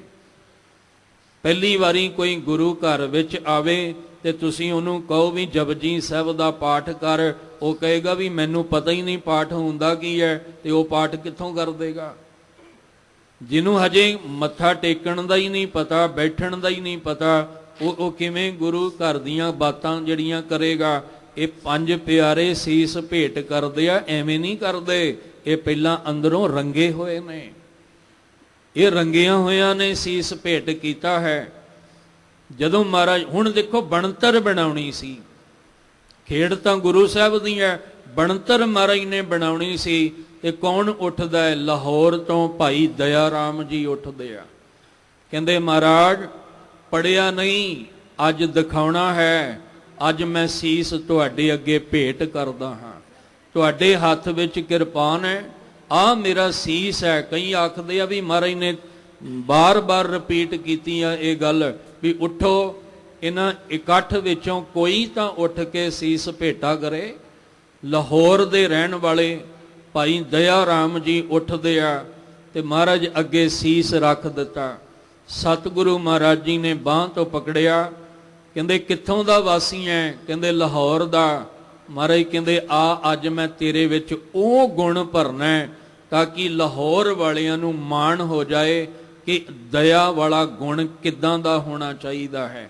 ਸਾਹਿਬ ਕਹਿੰਦੇ ਅੱਜ ਤੂੰ ਲਾਹੌਰ ਦੀ ਇੱਜ਼ਤ ਰੱਖ ਲਈ ਹੈ, ਅੱਜ ਲਾਹੌਰ ਦਾ ਮਾਣ ਤੂੰ ਜਿਹੜਾ ਉਹ ਰੱਖ ਲਿਆ ਹੈ। ਕਦੋਂ? ਕਹਿੰਦੇ ਅੰਦਰ ਲੈ ਜਾਂਦੇ ਆ। ਬੜੀ ਵਾਰ ਜ਼ਿਕਰ ਕੀਤਾ, ਕੁਝ ਪੜਦੇ ਗੁਰੂ ਮਹਾਰਾਜ ਨੇ ਕੁਦਰਤੀ ਤੌਰ ਤੇ ਮਾਲਕ ਨੇ ਰੱਖਿਆ। ਕਦੇ ਕਿਸੇ ਪਰਦੇ ਨੂੰ ਚੁੱਕਣ ਦਾ ਯਤਨ ਨਾ ਕਰੀਏ। ਅਸੀਂ ਅੱਜ ਜਿੰਨੇ ਪਰਦੇ ਚੁੱਕ ਰਹੇ ਹਾਂ ਉਨੇ ਹੀ ਉਲਝਦੇ ਜਾ ਰਹੇ ਹਾਂ, ਉਨੇ ਹੀ ਝਗੜੇ ਸਾਡੇ ਵੱਧਦੇ ਜਾ ਰਹੇ ਆ, ਤਰਕ ਵੱਧਦਾ ਜਾ ਰਿਹਾ ਹੈ। ਸਾਨੂੰ ਕੀ ਲੋੜ ਪਈ ਹੈ? ਜੋ ਗੁਰੂ ਸਾਹਿਬ ਨੇ ਪਰਦੇ ਦੇ ਵਿੱਚ ਕਾਰਜ ਕੀਤਾ ਅਸੀਂ ਉਹਨੂੰ ਉਜਾਗਰ ਕਰਨ ਵਿੱਚ ਲੱਗੇ ਹੋਏ ਹਾਂ। ਤੇ ਗੁਰੂ ਸਾਹਿਬ ਗੁਰੂ ਅਧੂਰਾ ਨਹੀਂ ਹੈ ਕਿ ਜਿਹੜਾ ਸਿੱਖਾਂ ਦੇ ਸੀਸ ਦੀ ਜਗ੍ਹਾ ਤੇ ਕਿਸੇ ਹੋਰ ਦਾ ਹੀ ਸੀਸ ਲਾ ਕੇ ਤੇ ਸਾਨੂੰ ਭੁਲੇਖੇ, ਗੁਰੂ ਤਾਂ ਭੁਲੇਖੇ ਚੋਂ ਕੱਢਦੇ ਨੇ। ਗੁਰੂ ਸਾਹਿਬ ਤਾਂ ਸਾਨੂੰ ਕੁੜਿਆਰ ਤੋਂ ਸਚਿਆਰ ਬਣਾਉਂਦੇ ਆ। ਫਿਰ ਗੁਰੂ ਸਾਹਿਬ ਸਾਡੇ ਨਾਲ ਧੋਖਾ ਕਿਵੇਂ ਕਰ ਸਕਦੇ ਆ ਵੀ ਬੰਦੇ ਦੀ ਬਾਂਹ ਪਕੜ ਕੇ ਲੈ ਗਏ ਤੇ ਅੰਦਰ ਜਾ ਕੇ ਸਿਰ ਕਿਸੇ ਹੋਰ ਦਾ ਲਾਤਾ ਹੋਵੇ। ਬੜੀਆਂ ਨੇ ਵਿਚਾਰਾਂ ਕਰਨ ਵਾਲੀਆਂ। ਖੈਰ ਦੂਜੀ ਵਾਰ ਮਹਾਰਾਜ ਜੀ ਬਾਹਰ ਆਏ। ਜਦੋਂ ਬਾਹਰ ਆਏ ਨੇ ਤੇ ਜਿੰਨੇ ਵੀ ਦੇਖਣ ਵਾਲੇ ਨੇ ਹੈਰਾਨ ਨੇ, ਕਿਉਂਕਿ ਇਸ ਵਾਰ ਮਹਾਰਾਜ ਜੀ ਦੀ ਕਿਰਪਾਨ ਦੇ ਨਾਲ ਲਹੂ ਲੱਗਾ ਹੈ। ਉਹ ਦੇਖ ਕੇ ਘਬਰਾਹਟ ਹੋ ਗਈ ਵੀ ਇਹ ਤਾਂ ਸਿਰਫ ਕਹਿੰਦੇ ਨਹੀਂ, ਕਰਦੇ ਵੀ ਨੇ। ਇਹ ਤੇ ਵਾਕਈ ਸੀਸ ਲੱਗਦਾ ਲੈ ਲਿਆ ਦਇਆ ਰਾਮ ਦਾ। ਫਿਰ ਆਵਾਜ਼ਾਂ ਦਿੱਤਾ ਮਹਾਰਾਜ ਨੇ, ਸਤਿਗੁਰ ਆਗੇ ਸੀਸ ਭੇਟ ਦਿਓ, ਉਠੋ ਸਤਿਗੁਰੂ ਦੇ ਅੱਗੇ ਸੀਸ ਭੇਟਾ ਕਰੋ। ਫਿਰ ਕਹਿਣ ਲੱਗੇ ਦਿੱਲੀ ਦੇ ਰਹਿਣ ਵਾਲੇ ਭਾਈ ਧਰਮ ਚੰਦ ਜਿਹੜੇ ਨੇ ਇਹ ਉੱਠੇ ਨੇ। ਕਹਿਣ ਲੱਗੇ ਮਹਾਰਾਜ ਆ ਲਓ ਸੀਸ ਤੁਹਾਨੂੰ ਭੇਟਾ ਕੀਤਾ ਹੈ। ਮਹਾਰਾਜ ਕਹਿੰਦੇ ਦਿੱਲੀ ਵਿੱਚ ਧਰਮ ਹੈ, ਆਓ ਅੱਜ ਮੈਂ ਤੁਹਾਨੂੰ ਧਰਮ ਵਾਲਾ ਉਹ ਗੁਣ ਦਿੰਨਾ ਜਿਹਦੇ ਨਾਲ ਉਹ ਦਿੱਲੀ ਵਿੱਚ ਧਰਮ ਦਾ ਗੁਣ ਰਹਿ ਜਾਏਗਾ। ਕਿਉਂਕਿ ਉੱਥੇ ਧਰਮ ਹੁੰਦਾ ਤੇ ਕਦੇ ਵੀ ਔਰੰਗਜ਼ੇਬ ਏਡਾ ਵੱਡਾ ਕਹਿਰ ਨਾ ਕਮਾਉਂਦਾ। ਉੱਥੇ ਗੁਰੂ ਤੇਗ ਬਹਾਦਰ ਸਾਹਿਬ ਜੀ ਦਾ ਸੀਸ ਧੜ ਨਾਲੋਂ ਕਦੇ ਅਲੱਗ ਨਾ ਹੁੰਦਾ। ਧਰਮ ਦੇ ਨਾਮ ਤੇ ਜੋ ਕਤਲੇਆਮ ਕੀਤਾ ਉਹ ਕਦੇ ਨਾ ਹੁੰਦਾ। ਸਾਹਿਬ ਜੀ ਫਿਰ ਬਾਂਹ ਪਕੜ ਕੇ ਲੈ ਜਾਂਦੇ ਆ। ਸਤਿਗੁਰੂ ਮਹਾਰਾਜ ਜੀ ਫਿਰ ਆਏ ਬਾਹਰ, ਆਵਾਜ਼ਾਂ ਦਿੱਤਾ ਵੀ ਭਾਈ ਤੀਸਰਾ ਸੀਸ ਚਾਹੀਦਾ ਹੈ, ਸਤਿਗੁਰ ਆਗੇ ਸੀਸ ਭੇਟ ਦਿਓ। ਕਹਿੰਦੇ ਨੇ ਉਠੋ। ਫਿਰ ਭਾਈ ਹਿੰਮਤ ਰਾਏ ਜੀ ਉੱਠੇ ਨੇ। ਇਹ ਜਗਨਨਾਥਪੁਰੀ ਤੋਂ ਆਏ ਸਨ। ਜਗਨਨਾਥਪੁਰੀ ਵਿੱਚ ਸੱਚ ਬੋਲਣ ਦੀ ਹਿੰਮਤ ਨਹੀਂ ਸੀ। ਕਰਮ ਕਾਂਡ ਬੜੇ ਹੋ ਰਹੇ ਸਨ ਪਰ ਕਿਸੇ ਦੀ ਹਿੰਮਤ ਨਹੀਂ ਸੀ ਪੈਂਦੀ ਕੋਈ ਉੱਠ ਕੇ ਹਿੰਮਤ ਕਰੇ ਤੇ ਸੱਚ ਉੱਥੇ ਬੋਲੇ। ਹਾਂ, ਹਿੰਮਤ ਕੀਤੀ ਸੀ ਕਬੀਰ ਸਾਹਿਬ ਨੇ। ਕਬੀਰ ਸਾਹਿਬ ਬਹੁਤ ਵੱਡੇ ਕ੍ਰਾਂਤੀਕਾਰੀ ਹੋਏ ਆ, ਜਿਹੜੇ ਹਰ ਇੱਕ ਪੁਜਾਰੀ ਅੱਗੇ, ਧਰਮ ਦੇ ਬੰਦੇ ਅੱਗੇ ਡਟ ਕੇ ਖਲੋ ਕੇ ਕਹਿੰਦੇ ਸਨ ਕਿ ਧਰਮ ਇਦਾਂ ਨਹੀਂ, ਇਦਾਂ ਕਮਾਈ ਦਾ ਹੈ। ਬੜੀ ਹਿੰਮਤ ਸੀ ਕਬੀਰ ਸਾਹਿਬ ਦੀ। ਅੱਜ ਮਹਾਰਾਜ ਜੀ ਕਹਿੰਦੇ ਆ ਜਗਨਨਾਥਪੁਰੀ ਤੋਂ ਆਏ, ਹਿੰਮਤ ਹੋਣੀ ਚਾਹੀਦੀ ਹੈ। ਜੇ ਹਿੰਮਤ ਹੋਏਗੀ ਤਾਂ ਹੀ ਧਰਮ ਨੂੰ ਕਮਾਇਆ ਜਾ ਸਕਦਾ ਹੈ। ਧਰਮ ਤਾਂ ਹੀ ਕਮਾਵਾਂਗੇ ਜੇ ਦਇਆ ਵਾਲਾ ਗੁਣ ਅੰਦਰ ਹੋਏਗਾ। ਸਾਹਿਬ ਨੇ ਆਖਿਆ ਸੀ ਦਇਆ ਆ ਗਈ, ਧਰਮ ਆ ਗਿਆ, ਹੁਣ ਹਿੰਮਤ ਵੀ ਆਉਣੀ ਜ਼ਰੂਰੀ ਹੈ। ਸਾਹਿਬ ਜੀ ਹਿੰਮਤ ਰਾਏ ਜੀ ਨੂੰ ਅੰਦਰ ਲੈ ਜਾਂਦੇ ਆ। ਫਿਰ ਸਤਿਗੁਰੂ ਮਹਾਰਾਜ ਜੀ ਆਏ। ਫਿਰ ਆਵਾਜ਼ਾਂ ਬੜੀ ਗਰਜਵੀਂ ਆਵਾਜ਼ ਵਿੱਚ ਦਿੱਤਾ। ਹੁਣ ਹਰ ਇੱਕ ਦਾ ਹਿਰਦਾ ਅੰਦਰੋਂ ਦੀ ਕੰਬ ਚੁੱਕਾ ਸੀ ਕਿ ਕਿਤੇ ਇਹ ਨਾ ਕਹਿ, ਮਹਾਰਾਜ ਆਵਾਜ਼ ਦੇ ਕੇ ਨਾ ਕਹਿ ਦੇਣ ਵੀ ਭਾਈ ਤੂੰ ਉੱਠ। ਅੰਦਰ ਕੰਬਦਾ ਸੀ ਹਿਰਦਾ ਆਵਾਜ਼ ਦਿੱਤੀ ਸਤਿਗੁਰ ਆ। ਕਿਉਂਕਿ ਇਹ ਧੱਕੇ ਵਾਲਾ ਕੰਮ ਨਹੀਂ ਸੀ, ਇਹ ਜ਼ੋਰ ਜ਼ਬਰਦਸਤੀ ਵਾਲਾ ਨਹੀਂ ਸੀ ਵੀ ਧੱਕੇ ਨਾਲ ਲਿਆਓ, ਲਿਆ ਕੇ ਤੇ ਗੁਰੂ ਸਾਹਿਬ ਨੇ ਇੱਕ ਰੰਗ ਚੜਾਉਣਾ, ਨਹੀਂ। ਇਹ ਪ੍ਰੇਮ ਦੀ ਭੇਟਾ ਸੀ, ਇਹ ਪ੍ਰੇਮ ਨਾਲ ਸੀਸ ਭੇਟਾ ਹੋਣਾ, ਇਹ ਕੋਈ ਧੱਕੇ ਤੇ ਜ਼ੋਰ ਜ਼ਬਰਦਸਤੀ ਦੇ ਨਾਲ ਨਹੀਂ। ਇਸ ਲਈ ਮਹਾਰਾਜ ਨੇ ਆਖਿਆ ਸਤਿਗੁਰ ਆਗੇ ਸੀਸ ਭੇਟ ਦਿਓ। ਫਿਰ ਕਹਿਣ ਲੱਗੇ ਨੇ ਭਾਈ ਮੋਹਕਮ ਚੰਦ ਜੀ ਜਿਹੜੇ ਆ ਦਵਾਰਕਾ ਤੋਂ, ਕਿਉਂਕਿ ਉੱਥੇ ਮੋਹ ਵਿੱਚ ਫਸੇ ਪਏ ਆ ਲੋਕ, ਉੱਥੇ ਮਮਤਾ ਦਾ ਮੋਹ ਬਹੁਤ ਜ਼ਿਆਦਾ ਹੈ, ਸੰਗਲ ਪਏ ਨੇ। ਜਿਵੇਂ ਮਹਾਰਾਜ ਨੇ ਕਿਹਾ ਨਾ, ਪੰਕਜ ਮੋਹ ਪੱਗ ਨਹੀਂ ਚਾਲੇ ਹਮ ਦੇਖਾਂ ਤੈਂ ਡੂਬੀ ਅਲੇ। ਮਹਾਰਾਜ ਕਹਿੰਦੇ ਆ ਤੂੰ ਜੇ ਹਿੰਮਤ ਕੀਤੀ ਆ ਫਿਰ ਅੱਜ ਮੋਹ ਦੀਆਂ ਜੰਜੀਰਾਂ ਅੰਦਰੋਂ ਤੋੜ ਦਈਏ। ਇਹ ਹਿੰਮਤ ਨਾਲ ਹੀ ਤੋੜੀਆਂ ਜਾ ਸਕਦੀਆਂ ਨੇ, ਜੇ ਹਿੰਮਤ ਨਹੀਂ ਕਰਾਂਗੇ ਤੇ ਮੋਹ ਦੀਆਂ ਜੰਜੀਰਾਂ ਨਹੀਂ ਜੇ ਟੁੱਟਣੀਆਂ। ਅੰਮ੍ਰਿਤ ਵੇਲੇ ਉੱਠਣ ਲੱਗਿਆਂ ਹਿੰਮਤ ਕਰਨੀ ਪੈਂਦੀ ਹੈ। ਇਸ਼ਨਾਨ ਕਰਕੇ ਨਿਤਨੇਮ ਦੀਆਂ ਬਾਣੀਆਂ ਨਾਲ ਜੁੜਨ ਲਈ ਹਿੰਮਤ ਕਰਨੀ ਪੈਂਦੀ ਹੈ, ਉਦਮ ਕਰਨਾ ਪੈਂਦਾ ਹੈ। ਗੁਰੂ ਦੁਆਰੇ ਆਏ ਹੋ, ਹਿੰਮਤ ਕਰਕੇ ਹੀ ਆਏ ਹੋ, ਉਦਮ ਕਰਕੇ ਹੀ ਆਏ ਹੋ। ਮਹਾਰਾਜ ਕਹਿੰਦੇ ਆ ਉਦਮ ਨੂੰ, ਹਿੰਮਤ ਨੂੰ ਫਲ ਲੱਗਦਾ ਹੈ, ਤੇ ਜੇ ਆਪਾਂ ਮਿਹਨਤ ਉਦਮ ਕਰਾਂਗੇ ਹੀ ਨਹੀਂ ਤੇ ਫਲ ਕਿੱਥੋਂ ਲੱਗਣਾ ਹੈ। ਸਾਹਿਬ ਜੀ ਨੇ ਫਿਰ ਪੰਜਵਾਂ ਆਵਾਜ਼ਾ ਦਿੱਤਾ, ਸਤਿਗੁਰ ਆਗੇ ਸੀਸ ਭੇਟ ਦਿਓ। ਹੁਣ ਲਾਹੌਰ ਤੋਂ ਵੀ ਲੈ ਲਿਆ, ਦਿੱਲੀ ਤੋਂ ਵੀ ਲੈ ਲਿਆ, ਜਗਨਨਾਥਪੁਰੀ ਤੋਂ ਵੀ ਲੈ ਲਿਆ, ਦਵਾਰਕਾ ਤੋਂ ਵੀ ਲੈ ਲਿਆ। ਇਸ ਵਾਰ ਫਿਰ ਕਹਿੰਦੇ ਆ ਸਾਹਿਬ ਚੰਦ ਉੱਠੇ ਆ। ਇਹ ਆਏ ਨੇ ਬਿਦਰ ਤੋਂ, ਜਿੱਥੇ ਗਰੀਬੀ ਅਮੀਰੀ ਦਾ ਬੜਾ ਫਰਕ ਚੱਲਦਾ ਹੈ, ਜਿੱਥੇ ਨਿਰਧਨ ਨੂੰ ਸਤਿਕਾਰ ਨਹੀਂ ਦਿੱਤਾ ਜਾਂਦਾ, ਜਿੱਥੇ ਇੱਕ ਬੜਾ ਫਰਕ ਰੱਖਿਆ ਗਿਆ ਅਮੀਰੀ ਤੇ ਗਰੀਬੀ ਦਾ। ਮਹਾਰਾਜ ਕਹਿੰਦੇ ਆ ਜੇ ਤੂੰ ਅੱਜ ਹਿੰਮਤ ਕੀਤੀ ਆ ਨਾ ਸਤਿਗੁਰੂ ਅੱਗੇ ਸੀਸ ਭੇਟਾ ਕਰਨ ਦੀ, ਅੱਜ ਫਿਰ ਸਾਹਿਬੀ ਵੀ ਜਿਹੜੀ ਹੈ ਤੁਹਾਡੀ ਝੋਲੀ ਵਿੱਚ ਪੈ ਜਾਏਗੀ। ਪੰਜੇ ਦੇ ਪੰਜ ਅੰਦਰ ਗਏ ਨੇ। ਕਿਹੜੀ ਕਲਾ ਮੇਰੇ ਸਤਿਗੁਰੂ ਨੇ ਵਰਤਾਈ ਹੈ ਉਹ ਮੇਰੇ ਸਤਿਗੁਰੂ ਜਾਣਦੇ ਹੈ। ਸਤਿਗੁਰੂ ਜੀ ਨੇ ਪੰਜਾਂ ਨੂੰ ਕਹਿੰਦੇ ਆ ਪੰਜ ਕਕਾਰਾਂ ਵਾਲੀ ਵਰਦੀ ਪਹਿਨਾਈ ਹੈ। ਇਹਨਾਂ ਨੂੰ ਤਿਆਰ ਬਰ ਤਿਆਰ ਗੁਰੂ ਮਹਾਰਾਜ ਜੀ ਨੇ ਕੀਤਾ ਹੈ, ਔਰ ਤਿਆਰ ਬਰ ਤਿਆਰ ਕਰਕੇ ਸਾਹਿਬ ਜੀ ਨੇ ਬਾਟਾ ਜਿਹੜਾ ਉਹ ਲੈ ਕੇ, ਸਰਬ ਲੋਹ ਦਾ ਬਾਟਾ ਲੈ ਕੇ, ਉਹਦੇ ਵਿੱਚ ਮਹਾਰਾਜ ਜੀ ਨੇ ਕਹਿੰਦੇ ਨੇ ਜਲ ਔਰ ਜਿਹੜੇ ਆ ਮਿਠਾਸ ਵਾਸਤੇ ਪਤਾਸੇ ਜਿਹੜੇ ਆ ਪਾ, ਤੇ ਖੰਡਾ ਜਿਹੜਾ ਚਲਾਇਆ, ਤੇ ਅੰਮ੍ਰਿਤ ਬਾਣੀਆਂ ਦਾ ਪਾਠ ਕਰਦੇ ਆ। ਕਿਉਂਕਿ ਅੰਮ੍ਰਿਤ ਬਾਣੀ ਵਿੱਚ ਹੈ, ਪਾਣੀ ਦੇ ਵਿੱਚ ਸੁਰਤ ਨੂੰ ਟਿਕਾ ਕੇ ਅੱਜ ਵੀ ਜਦੋਂ ਪੰਜ ਪਿਆਰੇ ਅੰਮ੍ਰਿਤ ਦਾ ਬਾਟਾ ਤਿਆਰ ਕਰਦੇ ਆ ਤੇ ਪੰਜਾਂ ਪਿਆਰਿਆਂ ਦੇ ਨੇਤਰ ਉਸ ਬਾਟੇ ਦੇ ਵਿੱਚ ਟਿਕੇ ਹੁੰਦੇ ਆ। ਉਹਨਾਂ ਪੰਜਾਂ ਪਿਆਰਿਆਂ ਦੇ ਜਿਹੜੇ ਹੱਥ ਨੇ ਉਹ ਬਾਟੇ ਦੇ ਨਾਲ ਜੁੜੇ ਹੁੰਦੇ ਆ। ਜਿਸ ਪਿਆਰੇ ਨੇ ਬਾਣੀ ਪੜ੍ਹਨੀ ਹੋਵੇ ਉਹਦਾ ਇੱਕ ਹੱਥ ਵਿੱਚ ਜਿਹੜਾ ਖੰਡਾ ਹੁੰਦਾ ਹੈ ਤੇ ਦੂਜਾ ਹੱਥ ਬਾਟੇ ਨੂੰ ਲੱਗਾ ਹੁੰਦਾ ਹੈ, ਕਿਉਂਕਿ ਜਿਹੜੀ ਬਾਣੀ ਪੜ੍ਹੀ ਜਾਣੀ ਹੈ ਉਹਨੇ ਪਾਣੀ ਨੂੰ ਅੰਮ੍ਰਿਤ ਬਣਾਉਣਾ ਹੈ। ਸਤਿਗੁਰੂ ਮਹਾਰਾਜ ਜੀ ਨੇ ਅੰਮ੍ਰਿਤ ਤਿਆਰ ਕੀਤਾ, ਖੰਡੇ ਦੀ ਪੌਲ ਤਿਆਰ ਕੀਤੀ ਹੈ, ਤੇ ਤਿਆਰ ਕਰਕੇ ਮਹਾਰਾਜ ਜੀ ਨੇ ਪੰਜਾਂ ਨੂੰ ਖੰਡੇ ਦੀ ਪੌਲ ਦੇ ਕੇ ਬਾਰ-ਬਾਰ ਸੇਸ ਵਿੱਚ ਵੀ ਅੰਮ੍ਰਿਤ, ਨੇਤਰਾਂ ਵਿੱਚ ਵੀ ਛਿੱਟੇ ਮਾਰੇ ਆ, ਔਰ ਰਸਨਾ ਤੋਂ ਗੁਰੂ ਸਾਹਿਬ ਨੇ ਅੰਮ੍ਰਿਤ ਪਿਆਇਆ ਹੈ।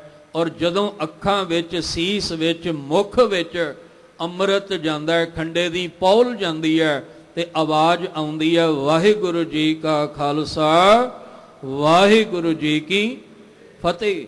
ਸਾਡੀ ਉਹ ਆਵਾਜ਼ ਵਾਹਿਗੁਰੂ ਜੀ ਦੀ ਫਤਿਹ ਵਾਲੀ ਬਹੁਤ ਢਿੱਲੀ ਆਉਂਦੀ ਹੈ। ਇੱਥੇ ਹੀ ਨਹੀਂ, ਪਤਾ ਹੀ ਨਹੀਂ, ਜਿੱਥੇ ਵੀ ਜਾਈਏ ਸਾਡੀ ਇਹ ਕਮਜ਼ੋਰੀ ਬਣ ਚੁੱਕੀ ਹੈ ਕਿ ਪਤਾ ਨਹੀਂ ਇੱਕ ਸ਼ਰਮ ਮਹਿਸੂਸ ਹੁੰਦੀ ਹੈ, ਜਾਂ ਸਾਡੇ ਮੁਖ ਵਿੱਚ ਹੀ ਫਤਿਹ ਰਹਿ ਜਾਂਦੀ ਹੈ, ਫਿਰ ਅਸੀਂ ਜੱਗ ਵਿੱਚ ਫਤਿਹ ਕਿਵੇਂ ਪਾਵਾਂਗੇ।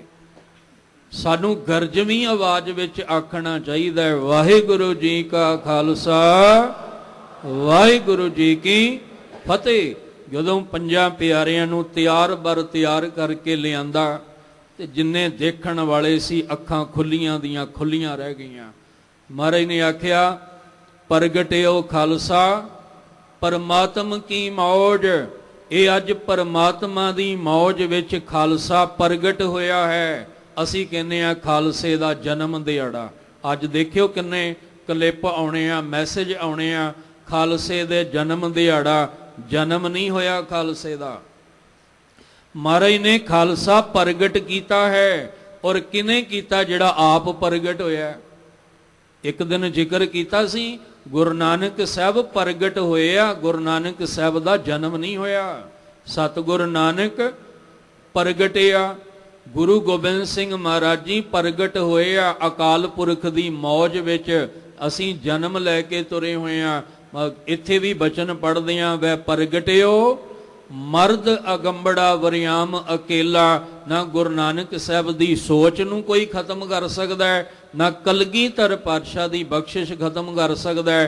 ਤੇ ਜੇ ਗੁਰੂ ਨਾਲ ਜੁੜੇ ਆ ਤੇ ਗੁਰੂ ਕੀ ਹੈ? ਪ੍ਰਗਟ ਗੁਰਾਂ ਕੀ ਦੇ। ਤੇ ਨਾ ਕੋਈ ਗੁਰੂ ਨੂੰ ਖਤਮ ਕਰ ਸਕਦਾ ਹੈ, ਕਿਉਂਕਿ ਇਹ ਪ੍ਰਗਟ ਹੋਇਆ। ਤੇ ਅੱਜ ਖਾਲਸਾ ਪ੍ਰਗਟ ਹੋਇਆ ਤੇ ਖਾਲਸੇ ਨੂੰ ਕਿੰਨੇ ਦੁੱਖ ਸਹਿਣੇ ਪਏ ਆ। ਘੱਲੂ ਘਾਰੇ ਹੋਏ, ਸਾਕੇ ਵਰਤੇ ਆ।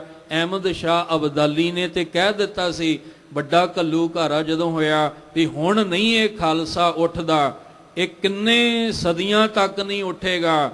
ਇਹਨਾਂ ਤੋਂ ਪਹਿਲਾਂ ਹਾਲਾਂਕਿ ਮਰਹੱਟੇ ਉੱਠ ਸਕਦੇ ਆ, ਪਰ ਗੁਰੂ ਕਾ ਖਾਲਸਾ ਨਹੀਂ ਕਦੇ ਉੱਠੇਗਾ। ਪਤਾ ਲੱਗਾ 3 ਮਹੀਨਿਆਂ ਬਾਅਦ ਹੀ ਉੱਠ ਗਿਆ। 3 ਮਹੀਨਿਆਂ ਬਾਅਦ ਹੀ ਖਾਲਸੇ ਨੇ ਦੁਬਾਰਾ ਹੱਲਾ ਬੋਲ ਕੇ ਦੱਸ ਦਿੱਤਾ ਕਿ ਇਹ ਖਾਲਸਾ ਪ੍ਰਗਟ ਹੋਇਆ। ਇਹ ਅਕਾਲ ਪੁਰਖ ਦੀ ਫੌਜ ਹੈ, ਇਹ ਕਿਸੇ ਮੁਲਕ ਦੀ ਜਾਂ ਕਿਸੇ ਬਾਦਸ਼ਾਹ ਦੀ ਫੌਜ ਨਹੀਂ ਹੈ। ਇਹ ਪਾਤਸ਼ਾਹਾਂ ਦੀ ਫੌਜ ਹੈ, ਜਿਹਨੂੰ ਦੁਨੀਆ ਦੀ ਕੋਈ ਤਾਕਤ ਮਿਟਾ ਨਹੀਂ ਸਕਦੀ ਹੈ। ਇਸ ਲਈ ਗੁਰੂ ਸਾਹਿਬ ਜੀ ਨੇ ਖਾਲਸਾ ਪ੍ਰਗਟ ਕਰਕੇ ਆਖਿਆ, ਖਾਲਸਾ ਮੇਰੋ ਰੂਪ ਹੈ ਖਾਸ, ਖਾਲਸੇ ਮੈਂ ਹੂੰ ਕਰੋ ਨਿਵਾਸ। ਮਾਰੇ ਕਹਿੰਦੇ ਇਹ ਮੇਰਾ ਖਾਸ ਰੂਪ ਹੈ, ਇਹਦੇ ਵਿੱਚ ਮੇਰਾ ਨਿਵਾਸ ਹੈ। ਖਾਲਸਾ ਮੇਰੀ ਜਾਨ ਕੀ ਜਾਨ, ਇਹ ਮੇਰੀ ਜਾਨ ਨਾਲੋਂ ਵੱਧ ਕੇ ਪਿਆਰਾ ਹੈ। ਮੈਂ ਆਪਣੇ ਖਾਲਸੇ ਤੇ ਆਪਣੀ ਜਾਨ, ਆਪਣੇ ਚਾਰੇ ਦੇ ਚਾਰੇ ਪੁੱਤਰ ਵੀ ਇਹਨਾਂ ਤੋਂ ਵਾਰ ਸਕਦਾ ਨਹੀਂ, ਵਾਰ ਕੇ ਦਿਖਾਏ ਵੀ ਆ ਮਹਾਰਾਜ ਨੇ। ਫਿਰ ਗੁਰੂ ਸਾਹਿਬ ਜੀ ਨੇ ਆਪ ਗੋਬਿੰਦ ਰਾਏ ਤੋਂ ਗੋਬਿੰਦ ਸਿੰਘ ਬਣੇ। 5 ਪਿਆਰਿਆਂ ਦੇ ਨਾਮ ਮਗਰ ਸਿੰਘ ਲਾ ਦਿੱਤਾ ਹੈ।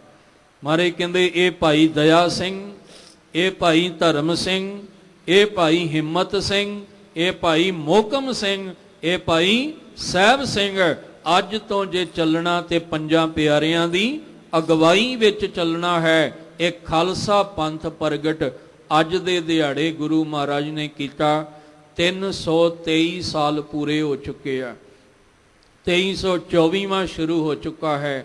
ਪਰ ਅਫਸੋਸ ਕਿ ਅਸੀਂ 323 ਸਾਲ ਦੇ ਵਿੱਚ ਇਸ ਖੰਡੇ ਦੀ ਪੌਲ ਜਿਹੜੀ ਆ, ਅਸੀਂ ਦੁਨੀਆ ਨੂੰ ਕਿਵੇਂ ਸਮਝਾਈਏ ਕਿ ਇਹ ਖੰਡੇ ਦੀ ਪੌਲ ਲੈ ਕੇ ਸਿੰਘ ਸੱਜ ਕੇ, ਸਿੰਘਣੀਆਂ ਸੱਜ ਕੇ, ਆਪਣੇ ਨਾਮ ਨਾਲ ਸਿੰਘ ਤੇ ਕੌਰ ਲਾ ਕੇ ਅਸੀਂ ਗੁਰੂ ਕਲਗੀਧਰ ਪਾਤਸ਼ਾਹ ਦੀਆਂ ਖੁਸ਼ੀਆਂ ਲੈਣੀਆਂ। ਅੱਜ ਸਮਾਂ ਐਸਾ ਆ ਗਿਆ, ਅਸੀਂ ਵੀ ਕਸੂਰਵਾਰ ਹਾਂ। ਜਦੋਂ ਆਪਣੇ ਧੀਆਂ ਪੁੱਤਰਾਂ ਦੇ ਵਿਆਹ ਕਰਦੇ ਹਾਂ ਤੇ ਕਾਰਡ ਦੇ ਵਿੱਚ ਨਾਮ ਛੋਟੇ ਛਪਾ ਕੇ ਪਿੱਛੇ ਸਿੰਘ ਤੇ ਕੌਰ ਲਿਖਦੇ ਹੀ ਕੋਈ ਨਹੀਂ। ਅੱਜ ਸਾਡਾ ਦੁਖਾਂਤ ਹੈ ਕਿ ਅਸੀਂ ਸਿੰਘ ਤੇ ਕੌਰ ਆਪੇ ਹੀ ਹਟਾਈ ਜਾਂਦੇ ਹਾਂ। ਬਾਹਰੋਂ ਤੇ ਕਿਸੇ ਨੇ ਆ ਕੇ ਸਾਡੇ ਨਾਮ ਤੋਂ ਕੌਰ ਔਰ ਸਿੰਘ ਨੂੰ ਕੀ ਹਟਾਉਣਾ, ਅਸੀਂ ਆਪ ਹੀ ਆਪਣੇ ਧੀਆਂ ਪੁੱਤਰਾਂ ਦੇ ਨਾਮ ਤੋਂ ਸਿੰਘ ਤੇ ਕੌਰ ਅਲੱਗ ਕਰੀ ਜਾਂਦੇ ਹਾਂ। ਤੇ ਮਨਾ ਅਸੀਂ ਵਿਸਾਖੀ ਦਾ ਪੁਰਬ ਰਹੇ ਹਾਂ। ਗੁਰੂ ਸਾਹਿਬ ਕਿਰਪਾ ਕਰਨ, ਸਾਨੂੰ ਸਿੰਘ ਲਿਖਦਿਆਂ ਸ਼ਰਮ ਮਹਿਸੂਸ ਨਾ ਹੋਵੇ। ਸਾਨੂੰ ਆਪਣੇ ਨਾਮ ਨਾਲ ਕੌਰ ਲਿਖਦਿਆਂ ਹੋਇਆਂ ਸਾਡੀਆਂ ਧੀਆਂ ਭੈਣਾਂ ਨੂੰ ਸ਼ਰਮ ਨਹੀਂ, ਫਕਰ ਮਹਿਸੂਸ ਹੋਵੇ ਕਿ ਇਹ ਗੁਰੂ ਕਲਗੀਧਰ ਪਾਤਸ਼ਾਹ ਨੇ ਸਾਨੂੰ ਇਹ ਬਖਸ਼ਿਸ਼ਾਂ ਦੇ ਕੇ ਨਿਵਾਜਿਆ ਹੈ। ਆਪ ਸਮੁੱਚੀ ਸੰਗਤ ਨੂੰ ਗੁਰਦੁਆਰਾ ਦੁੱਖ ਨਿਵਾਰਨ ਸਾਹਿਬ ਤੋਂ ਵਿਸਾਖੀ ਦੇ ਪਾਵਨ ਪੁਰਬ ਔਰ ਖਾਲਸਾ ਪ੍ਰਗਟ ਦਿਵਸ ਦੀਆਂ ਬਹੁਤ ਬਹੁਤ ਆਪ ਜੀ ਨੂੰ ਵਧਾਈਆਂ ਮੁਬਾਰਕਾਂ ਨੇ। ਅੱਜ ਖੰਡੇ ਦੀ ਪੌਲ ਤਿਆਰ ਹੋਣੀ ਹੈ, ਅੰਮ੍ਰਿਤ ਸੰਚਾਰ ਹੈ। ਜਿਹੜੇ ਅੰਮ੍ਰਿਤ ਦੇ ਅਬਲਾਖੀ ਨੇ ਉਹਨਾਂ ਨੂੰ ਬੇਨਤੀ ਹੈ 10 ਵਜੇ ਤੋਂ ਪਹਿਲਾਂ ਹੀ ਇਸ਼ਨਾਨ ਕਰਕੇ ਪਹੁੰਚਣ ਦੀ ਕਿਰਪਾਲਤਾ ਕਰਿਓ। ਔਰ ਜਿਨ੍ਹਾਂ ਦੇ ਮਨ ਹਜੇ ਵੀ ਮੰਨੇ ਨਹੀਂ, ਅਰਦਾਸ ਕਰੋ ਗੁਰੂ ਸਾਹਿਬ ਕਿਰਪਾ ਕਰਨ। ਅੱਜ ਮਹਾਨ ਦਿਨ ਹੈ, ਇਹ ਸਾਡੀ ਜ਼ਿੰਦਗੀ ਦਾ ਇਤਿਹਾਸਕ ਦਿਨ ਬਣ ਜਾਏ। ਖੰਡੇ ਦੀ ਪੌਲ ਲਓ, ਸਿੰਘ ਤੇ ਸਿੰਘਣੀਆਂ ਸੱਜ ਜਾਓ। ਗੁਰੂ ਕਲਗੀਧਰ ਪਾਤਸ਼ਾਹ ਦੀਆਂ ਖੁਸ਼ੀਆਂ ਲੈ ਕੇ ਆਪਣਾ ਜੀਵਨ ਅਸੀਂ ਸਫਲਾ ਕਰ ਸਕੀਏ। ਸਤਿਗੁਰੂ ਪਾਤਸ਼ਾਹ ਜੀ ਮੈਂ ਰਹਿਮਤ ਕਰਨ, ਇਹ ਜੋ ਖਾਸ ਰੂਪ ਦਿੱਤਾ ਹੈ ਇਹ ਸਾਡੇ ਤੇ ਵੀ ਖਾਸ ਰੂਪ ਨਜ਼ਰ ਆਵੇ ਤੇ ਅਸੀਂ ਵੀ ਕਹੀਏ ਐਸੇ ਗੁਰ ਕੋ ਬਲ ਬਲ ਜਾਈਏ ਆਪ ਮੁਕਤ ਮੋਹੇ ਤਾਰੇ। ਗੁਰੂ ਪਾਤਸ਼ਾਹ ਜੀ ਰਹਿਮਤ ਕਰਨ। ਅੱਜ ਸਾਰਾ ਦਿਨ ਗੁਰਬਾਣੀ ਦੇ ਪ੍ਰਵਾਹ ਚੱਲਣੇ ਆ, ਰੋਜ਼ ਹੀ ਚੱਲਦੇ ਨੇ। ਗੁਰੂ ਘਰ ਦੇ ਕੀਰਤਨੀਆਂ ਤੋਂ ਇਲਾਵਾ ਗੁਰੂ ਰਾਮਦਾਸ ਜੀ ਦੇ ਘਰ ਤੋਂ ਆ ਕੇ ਗੁਰੂ ਘਰ ਦੇ ਕੀਰਤਨੀਆਂ ਨੇ ਆਪ ਜੀ ਨੂੰ ਗੁਰਬਾਣੀ ਦੇ ਨਾਲ ਜੋੜਨਾ ਹੈ। ਬਾਣੇ ਤੇ ਬਾਣੀ ਦੇ ਰੰਗ ਵਿੱਚ ਰੰਗ ਕੇ ਲੋਕ ਸੁਖੀਏ ਪਲੋਕ ਸੁਹੇਲੇ ਨਾਨਕ ਹਰਿ ਪ੍ਰਭ, ਆਪੇ ਮੇਲੇ ਵਾਲਾ ਜੀਵਨ ਅਸੀਂ ਬਣਾ ਸਕੀਏ। ਸਤਿਗੁਰੂ ਪਾਤਸ਼ਾਹ ਸਭਨਾਂ ਨੂੰ ਚੜ੍ਹਦੀ ਕਲਾ ਵਾਲਾ ਜੀਵਨ ਬਖਸ਼ਣ।